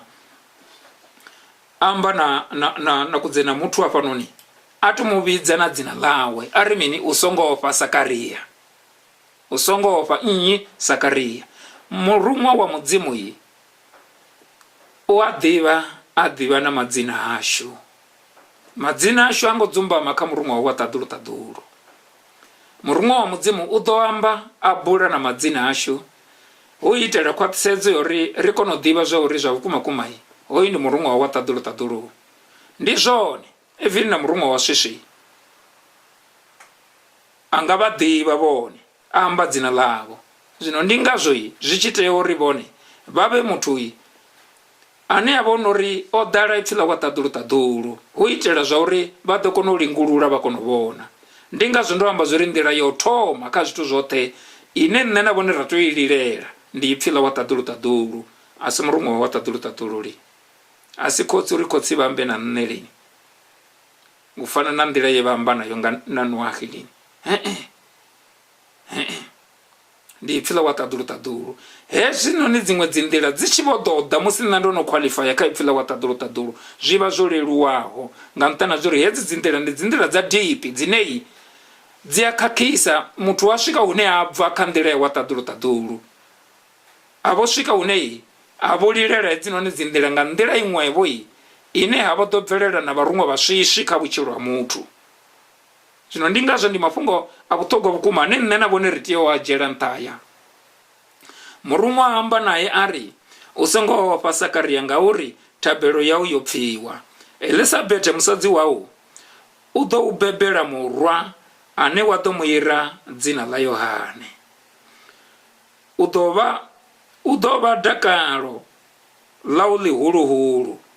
Huno ndi vhanzhi vhane vha ḓo takalela u bebiwa hawe ngauri u ḓo vha muhulwane phanḓa ha murena.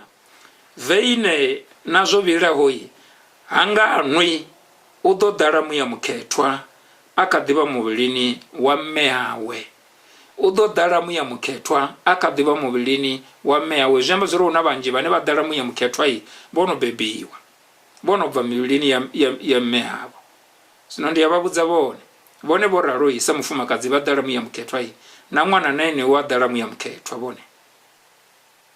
Vhone arali vha nga ḓala muya mukhethwa vha vula nḓila uri ṅwana we vha muhwala vhone a ḓale muya mukhethwa.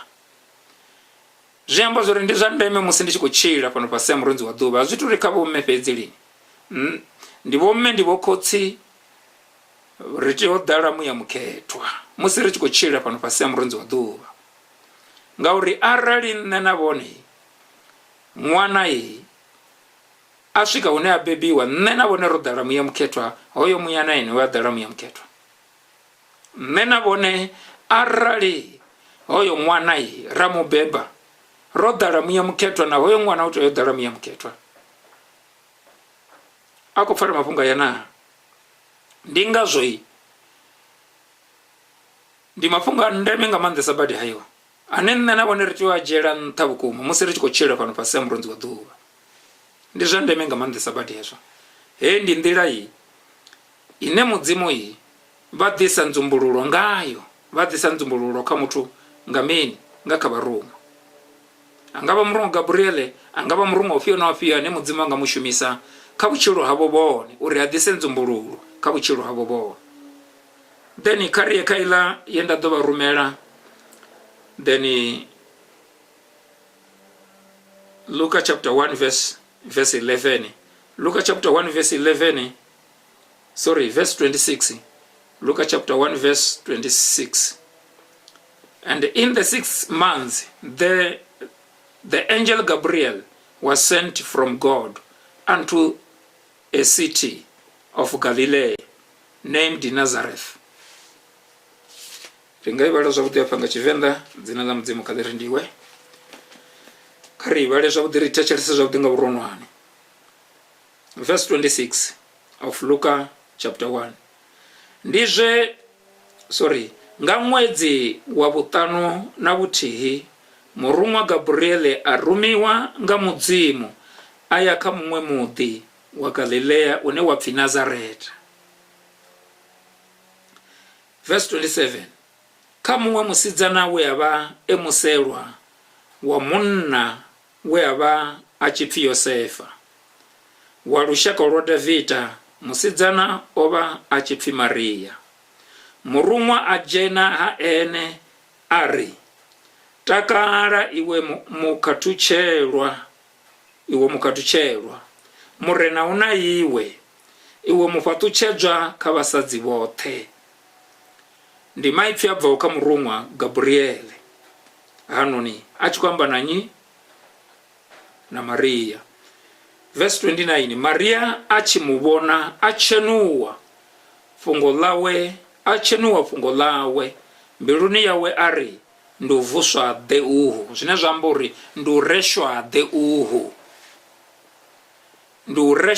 uhu. Murumwa wa mudzimu Gabriele udaha murumwa wa mudzimu Gabriele adaka Maria ndi uchirwa nzumbululo. Ndi nzumbululo ye mudzimu vaibveledza kha uchiruhanyi ha Maria. Udaha hononi murumwa Gabriele adai Maria amupfa chiamba ndi nzumbululo. Udaha hononi murumwa Gabriele Maria amuvona sa zvine ipfi la mudzimu la kwamba fanone Maria achimuvona achenuwa ivine na fungo lawe. Maria achimuvona achenuwa ivine na fungo lawe. Maria omuvona hononi murumwa Gabriele. Zviamba zvori murumwa Gabriele hononi Maria wamudiva. Murumwa Gabriele hononi chipe Sakaria wamudiva. Murumwa Gabriele hononi Danieli wamudiva. Ndi mafunga kutogwa hayo. Zvino ndi zvihai hononi Maria achichenuwa ari ndi uvuswa deuhu. Verse 30. Murumwa amba naye ari, usongofa Maria,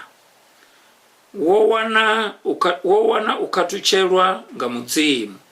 Bona udova mutu watovele wabeba murwa ane wadomuyira dzina la uri Yesu. Ndi zvine zvakoite kha uchiruhanyi ha Maria. Before zvisatuite ya murumwa Gabriele arumiwa nga khotsi ya Shuwatadulu adai haononi musidzanyana ane uengaged na Yosefa. Amubudza mafungo anoni zvori udobeba murwa ane wadomuyira uri ndinyi ndi Yesu, ngauri udova muhulwane udopfi murwa wa tadulu. Uno murena mudzimu udomunea khulunoni ya Davida khotsi yawe ya Davida khotsi yawe. Udovusa ndu ya Jakobo lini na lini. Uno buhosi yawe abungabe na mugumo. Maria amba na murumwa ari, izvo zvidoitea hani hufa ndisadivi munna. Izvo zvidoitea hani hufa ndisadivi munna. Maria ova musidzana we avakomba kulwanisa vukuma asadivi munna. Zviamba mini asati novuyavuwa aita zvakudhabhadhabha na rutii. Ova musidzana we amaliwa asadivi munna. Ova musidzana we amaliwa asadivi zvomafungo akudhabhadhabha. Ndi zvine Maria akwamba zvone achikwamba na murumwa wa litadulu. Hononi Gabriele aimawo pandai akhotsi buhoneni awatadulu. Ari zvidoite hani hufanne ndisadivi munna. Murungu afindula ari muya mukhetwa utoda kha iwe. Manda awa tadulu adoba murunzi wao. Ndi zwine mukhetwa ane adobebiwa nga iwe adopfi muro wa mudzimu ngazwo. Muya wa mudzimu ane ava muya mukhetwa udoda kha iwe. Achida kha iwe wakononaka ha muvhilini udonaka muvhilini nga muya mukhetwa. Hoyu muya mukhetwa udoda kha iwe wanaka muvhilini. Zwino ndi ngazwo ipfula mudzimu ndi chikamba zori mini haya manda wa tadulu adoba murunzi wao. Ndi zwine mukhetwa ane adobebiwa nga iwe adopfi muro wa mudzimu ngazwo. Hanga dopfi muro Yosefa ali. Mukhetwa ane adobebiwa mwana ane adobebiwa nga iwe. Ndi ngazwo achidopfi ni muro wa mudzimu. Ndi mwana wa mudzimu ngani iwe woba mutu wathovele nga manda wa tadulu nga muya wa mudzimu. Hoyu muya ododa kha iwe. Hezwi muya uchida kha iwe iwe wakono ha mutu wathovele ngani nga muya wa mudzimu noti nga Yosefa ali. Hononi musidzana Maria hadivi mutukana hadivi munna na Yosefa neba mthanga wawe. Yosefa wa profezia hango vya voedera naye. Ndi mafunga butogo haya hango vya edera naye uyoshika Yesu Kristo achibebiwa. Sino ndi mafungo wa butogo hukuma haya. Hunobona shakalau Elizabeth na ene ndi mutu watobera. Udobeba murwa ngeno onobai wa maduwa. Uno wanoba mwezi wawe wa utano na utihi. Ndiene we abachipfi habebi. Ndiene we abachipfi habebi. Jamba zori obachipfi habebi nganyi iwe Gabriele. Obachipfi habebi nga mudzimu. Yazungurara. Ndiene we abachipfi habebi nganyi. Musi Gabriela chikwamba na Maria hapa. Jamba zori then huko fi obachipfi habebi nganyi. Nga batu wane wakuchira pano shango. Hoya ane apfi habebi. Musi uchi bana nzumbuluru wa tadulu uyabeba. Hoya ane aban uchipfi hakoni na chikoroni. Musi uchi bana nzumbuluru wa tadulu uyakuona chikoroni. Hoya une apfi wa hononi zvitu zvingasichimbira ngasi wane mushumo. Musi uchi bana nzumbuluru wa tadulu mushumo wa wanara wana mushumo. Hoya une apfi wa hangade uyavuwa wanatenda na duwa na liti ka kampani yawe. Musi uchi bana nzumbuluru wa tadulu tenda ya wanara. Hoyo ne apfi wa hangade uyavuwa ophumelela na duwa na liti. Musi uchi bana nzumbuluru wa tadulu ka wichiro hawe. Wakono phumelela wakono bvelela. Nditamu babudzayi kano ni machero ne adwala na musi kana masera adwala na musi zori zviyakonadzeya. Awona chisakonadzeka wa tadulu zviyakonadzeya. Nditamu babudza kano ni masera adwala na musi. Zvino ndingazvo araranga cheka ipfila wa tadulu ipfila wa tadulu lusumbesa zvauri mudzimu vakono nekadza nzumbuluro. Nzumbuluro yadai ngaka ipfilava. Nzumbuluro yadai ngaka bone mudzimu wane vane. Nzumbuluro yadai ngaka varumwa va mudzimu. Zvino ndiyone ndira henoni inene na bone kainoni sonda rasedza kayo raravelesa kayo. Ava varumwa mudzimu vasika zori vadova mimuya vadova vashumeli. They are ministering spirits called to minister to those who inherit the salvation. Havo vadova vashumeli va havo ve vatanganedza uchidza. Ndivonye ve vatanganedza uchidza. Ndi nena bone musiro rembulo ratanganedza murene Yesu Kristo. Una varumwa va tadulu vane va ministera kama chiro hashu. Bone zviva chikochira pano pasi murunzi wa duba. Nditamu babudza zori vana varumwa va tadulu vana varumwa vorumiwa nga kotsi wa tadulu. Vane vakuva shumela. Vane hava varumwa vakushumela bone. Vavaranga phanda hava varumwa. Vavarwela musisi chikonda varumwa. Vavula dzindira hune huna dzindira hava varumwa. Vasvika hune vathivela khombo ifhio na ifhio ine nga lingedza u bvelela kha vhutshilo havho vhone. Zwoṱhe zwine muvhi a khou lingedza u rumela kha vhutshilo havho vhone ndi havhanoni vharuṅwa vhane vha dzhenelela vha ri lwela nga nḓila dzoṱhe vhukuma hu itela zwa uri nne na vhone ri vhe vhathu vhane vha khou tshila fhano fhasi ha murunzi wa ḓuvha ṋamusi. Ndi tamo vha vhudza zwori hu na vharuṅwa kha vhutshilo havho vhone. Ndi zwone hu na tshifhinga tshine mudzimu vha nga vha vula maṱo vha vhona avho vharuṅwa. Ndi zwone hu na tshifhinga tshine mudzimu anga vha vula maṱo vha rumela vharuṅwa vhane vha ḓo tou ḓa a ḓa a ima muruṅwa phanḓa havho amba zwori ndi nṋe muruṅwa Gabriel a imaho phanḓa ha tshifhaṱuwo tsha khotsi ndo rumiwa uri ndi ḓe ndi ambe na vhone, kana ndo rumiwa uri ndi ḓe ndi vha ḓivhadze zwifhio na zwifhio zwine vhone vha khou tea u zwi ḓivha vha tshi khou tshila fhano fhasi ha murunzi wa ḓuvha.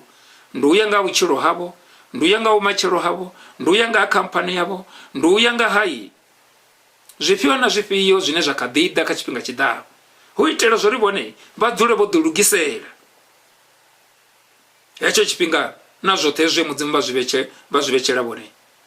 Ndi tamo vha vhudza zwori muruṅwa vha kona u ḓidzumbulula, vha kona u dzumbulula zwifhio na zwifhio nga kha vharuṅwa vhavho. Havha mudzimu vha kona u dzumbulula zwifhio na zwifhio nga kha vharuṅwa vhavho kha vhutshilo havho vhone.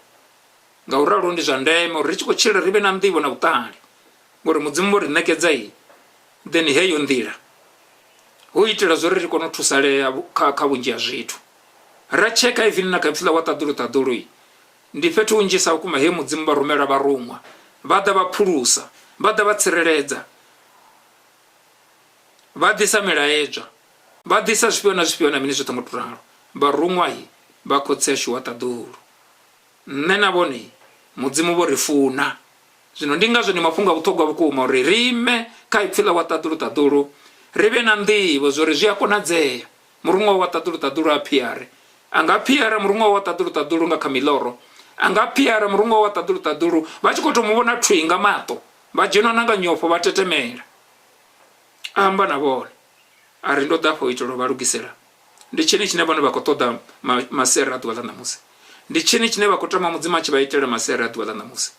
Ndi tamo vha vhudza zwori heḽi noni ipfhi ḽine ra khou vha funza heḽi noni ipfhi ḽine ra khou vha dededza ḽone kha ḽi nwelele kha vhutshilo havho vhone, kha vha ḽi ite mafhungo vha ḽi elekanye vhusiku na masiari. Vha dzule vha tshi zwi ḓivha zwori mudzimu vha swika hune vha ṋekedza nzumbululo, vha swika hune vha ṋekedza revelation nga kha vharuṅwa vhavho kha matshilo avho vhone malugana na zwifhio na zwifhio zwine zwa khou itea kha muṱa wavho. Mudzimu vha kona u rumela muruṅwa a ḓe a vhofholola muṱa wavho vhone, a ḓe a vha vhofholola na vhone kha dzimbofho dzine vhone vha khou livhana nadzo vhone muṱani wavho. Mudzimu vha zwi kona hezwo zwithu. So ndi ngazwo ndi mafhungo a vhuṱhogwa vhukuma zwi ṱoḓa ngudo uri nne na vhone ri gude ri ḓivhe mafhungo hanoni, nne na vhone ri gude ri ṱalife ri ime kha ngoho ya mafhungo hanoni. Ndi mafhungo a ndeme vhukuma. Nne na vhone kha ri ime kha ipfhi wa ṱaḓulu ri ḓi gudise dzinani ḽa murena Yesu Kristo. Then ri khou livhuwa tshilidzi tsha wa ṱaḓulu kha hanoni masiari a ḓuvha ḽa ṋamusi kha tshumelo heinoni. And then ndi vhona zwori ri ḓo guma hanefha, and then vhege ḓaho nga tshilidzi tsha wa ṱaḓulu ri ḓo vha ri tshi khou dzhena kha tshiṅwe tshiteṅwa, and then kha mafhungo anea ri ḓo vha ri tshi khou amba nga part 6 ṋamusi ri khou amba nga part 5.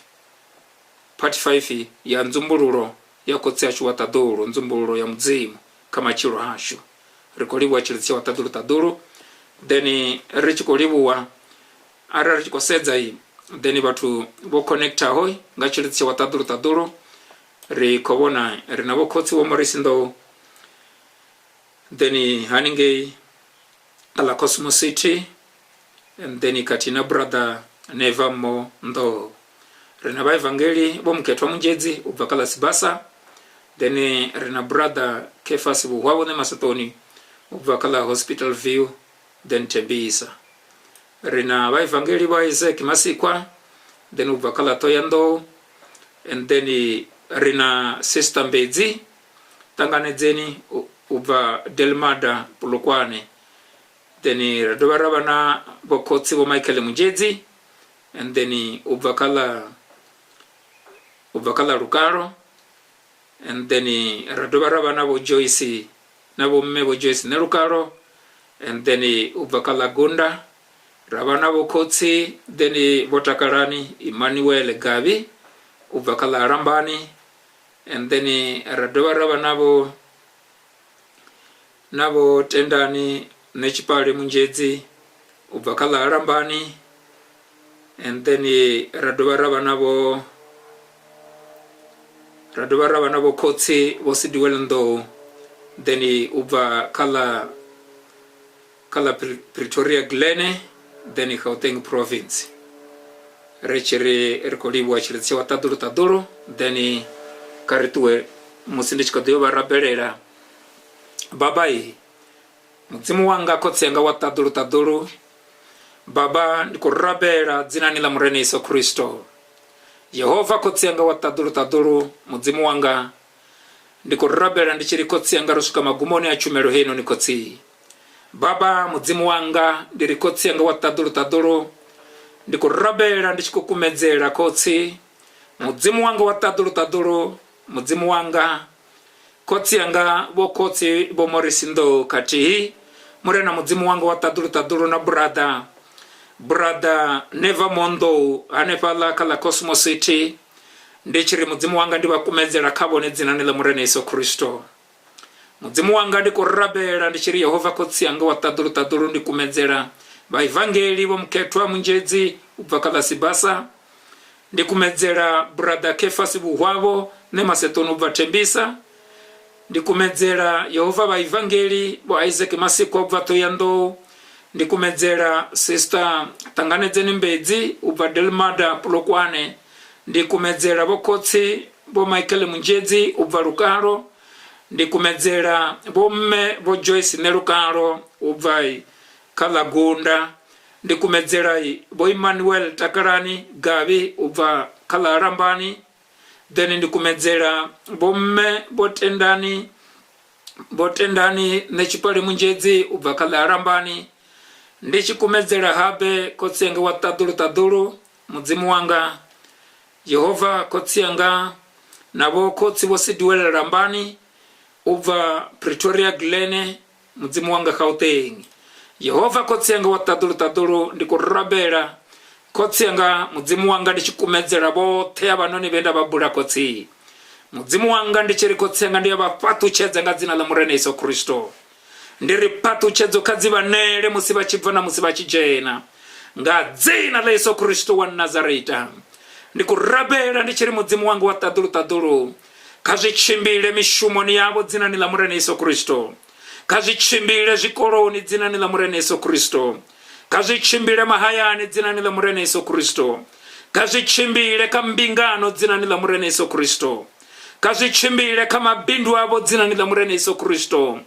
Ndikurabera ndichiri kotsenga wataduru zote zvivaledzaho muzimu wanga ndiye zvipandera ngadzina la Yesu Kristo. Ndiri mutakaro wokunyereraho murena muzimu wanga wataduru kamivili yavo dzinani la Yesu Kristo. Kangerekanyo dzavo kangerekanyo dzavo na kadzimbiru dzavo na kamimuya yavo ngadzina la Yesu Kristo wa Nazareta. Ndikoraira mimuya yote ya shishi, mimuya yote ya satane, mimuya yote ya baroi ndiye ipandera ngadzina la Yesu Kristo wa Nazareta. Ndikurabera ndichiri muzimu wangu wataduru mutakaro wokunyereraho dzinani la murene Yesu Kristo.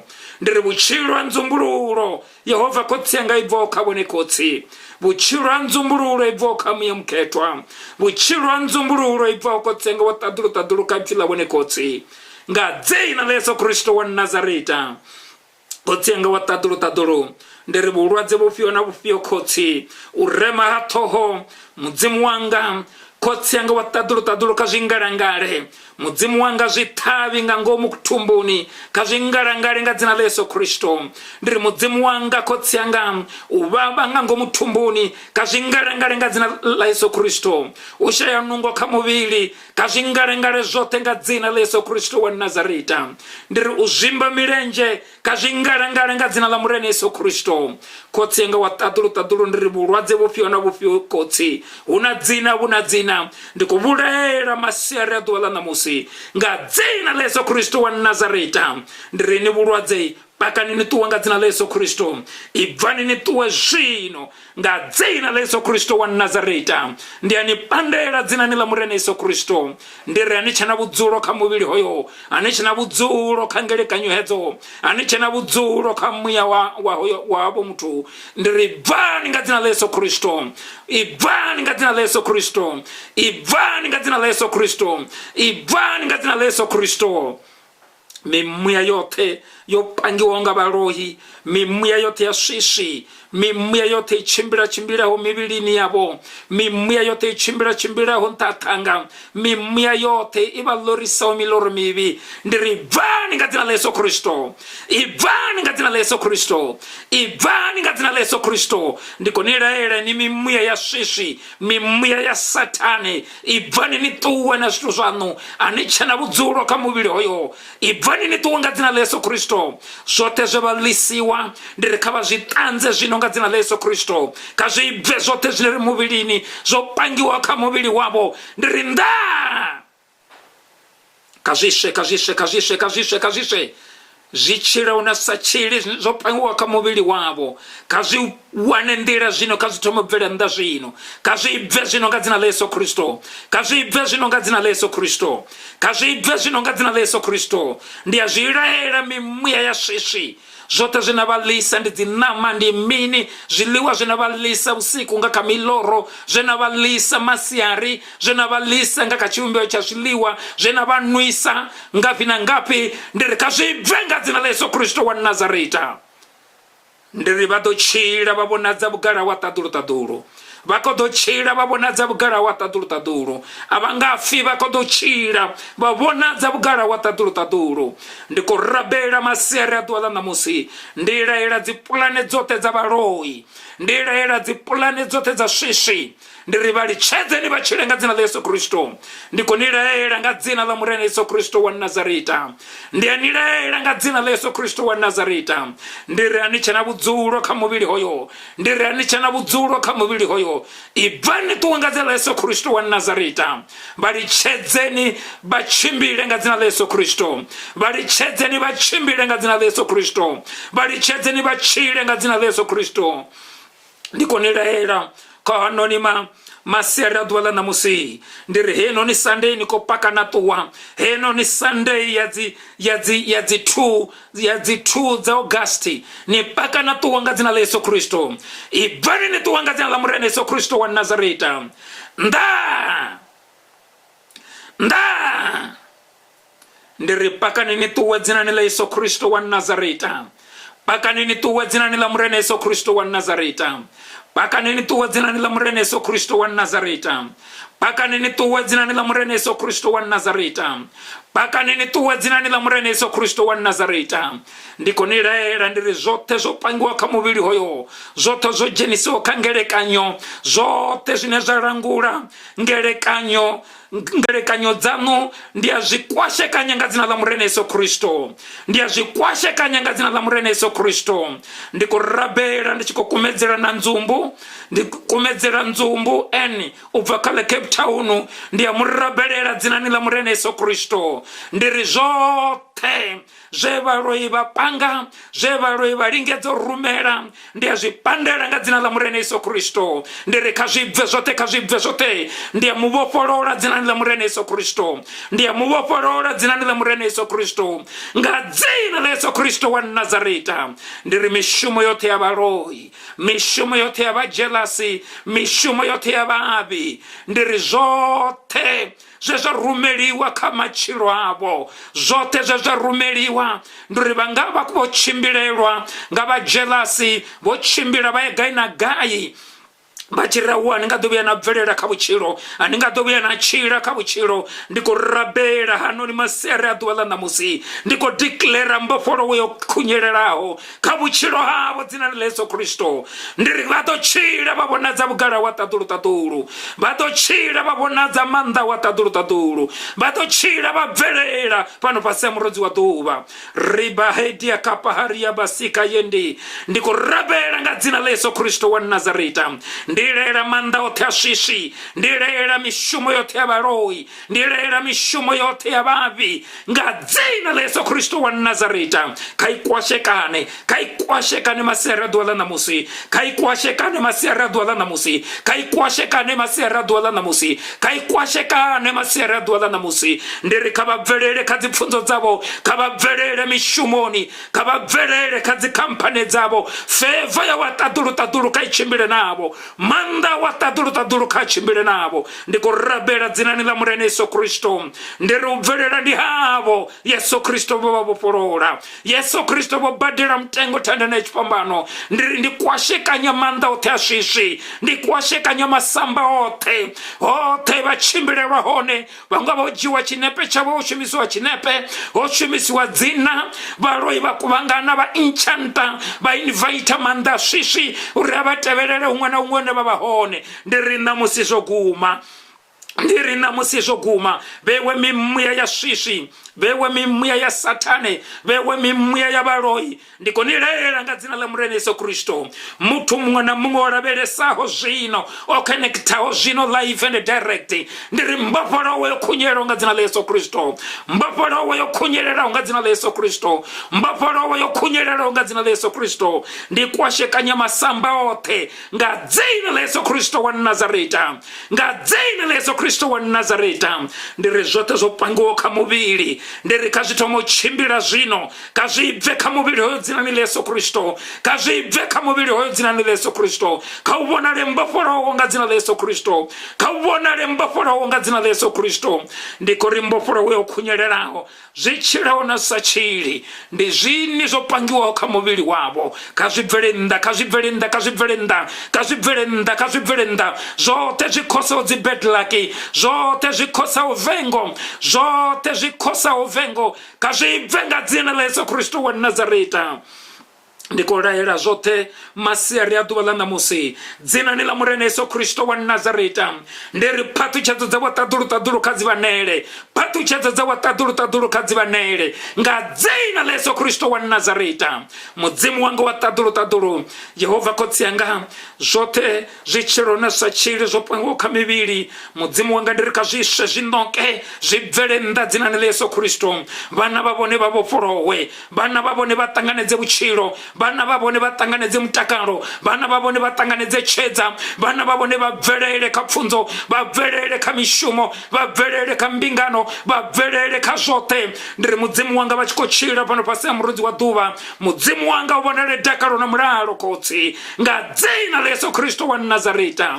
Kotsi wataduru ndiko rabera, ndichiri muzimu wanga chirizi chabone kotsi, kachibonare murena muzimu wanga, cheza chabone kachibonare, manda abone kabonare, buhurone abone kabonare kotsi, nga zina la Yesu Kristo wa Nazareta.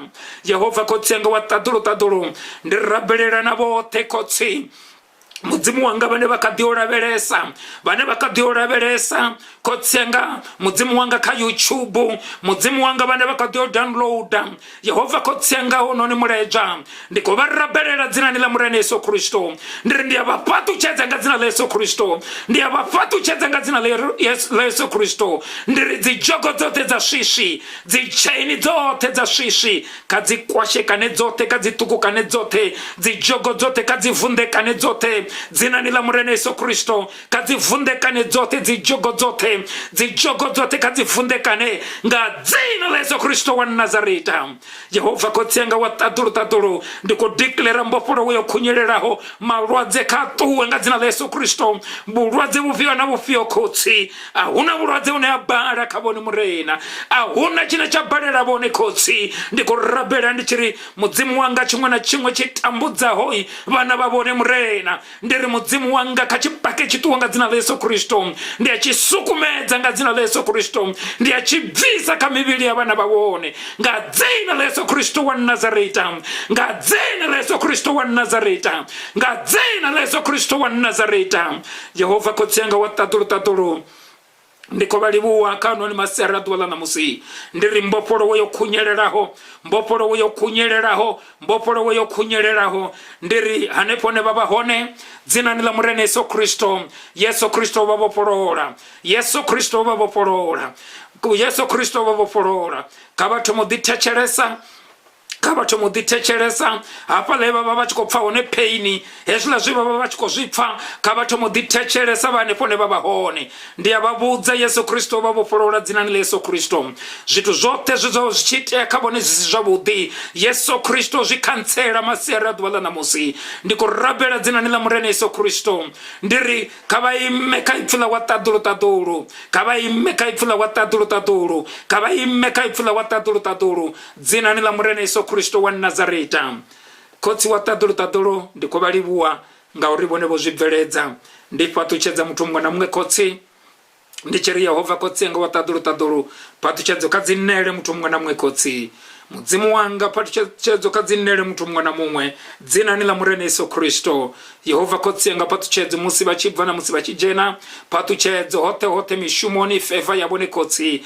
mudzimu wanga promotion hote ndivona butali hote na zvikoloni kotsi mudzimu wanga watadulu tadulu dzina ni la murene Yesu Kristo ndiko valibuwa Yehova kotsi anga watadulu tadulu baba ndiya valibuwa kotsi mudzimu wanga ndinekedza vone dzitendo na bugala nga dzina la Yesu Kristo wa Nazareta riko valibuwa kanwa ni masiyara dwala na musi mudzimu wanga kotsi anga ribana babone kotsi ritoga chilidzi chabone murena ritoga Yehova nzumbururo yabone kotsi sozve varidededza mudzimu wanga watadulu tadulu mudzimu wanga akavarifarise mudzimu wanga musiri chikochira pase murunzi wa duva kotsi anga varikonise nga muyo wabone muketwa dzina ni la murene Yesu Kristo wa Nazareta amen ndechiri mudzimu iyi kavatonde avashitupadze kavatonde zviurwanesa vukuma dzina ni Yesu Kristo richikulivuwa and then bonzumbu ubva haninge kala Cape Town rikulivuwa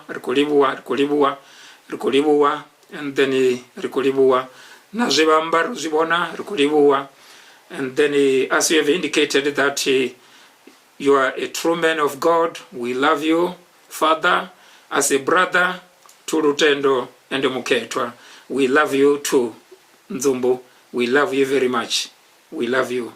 God bless you. Rikolibuwa dzina la mudzimu kalirendiwe ri mudzimu kavatonde vashitupadze zviurwanesa vukuma rikolibuwa rosvika magumoni live streaming yasho ndichiri ava nemuprofita vomunjedzi ba The Light of Men Christian Center ubva kale arambani then ndichikohasha ndipano studio cha Rustenburg live and direct ndichiri mudzimu kavatonde avashitupadze zviurwanesa vukuma then badova navege yabudi mudzimu kavatonde rikolibuwa shalom.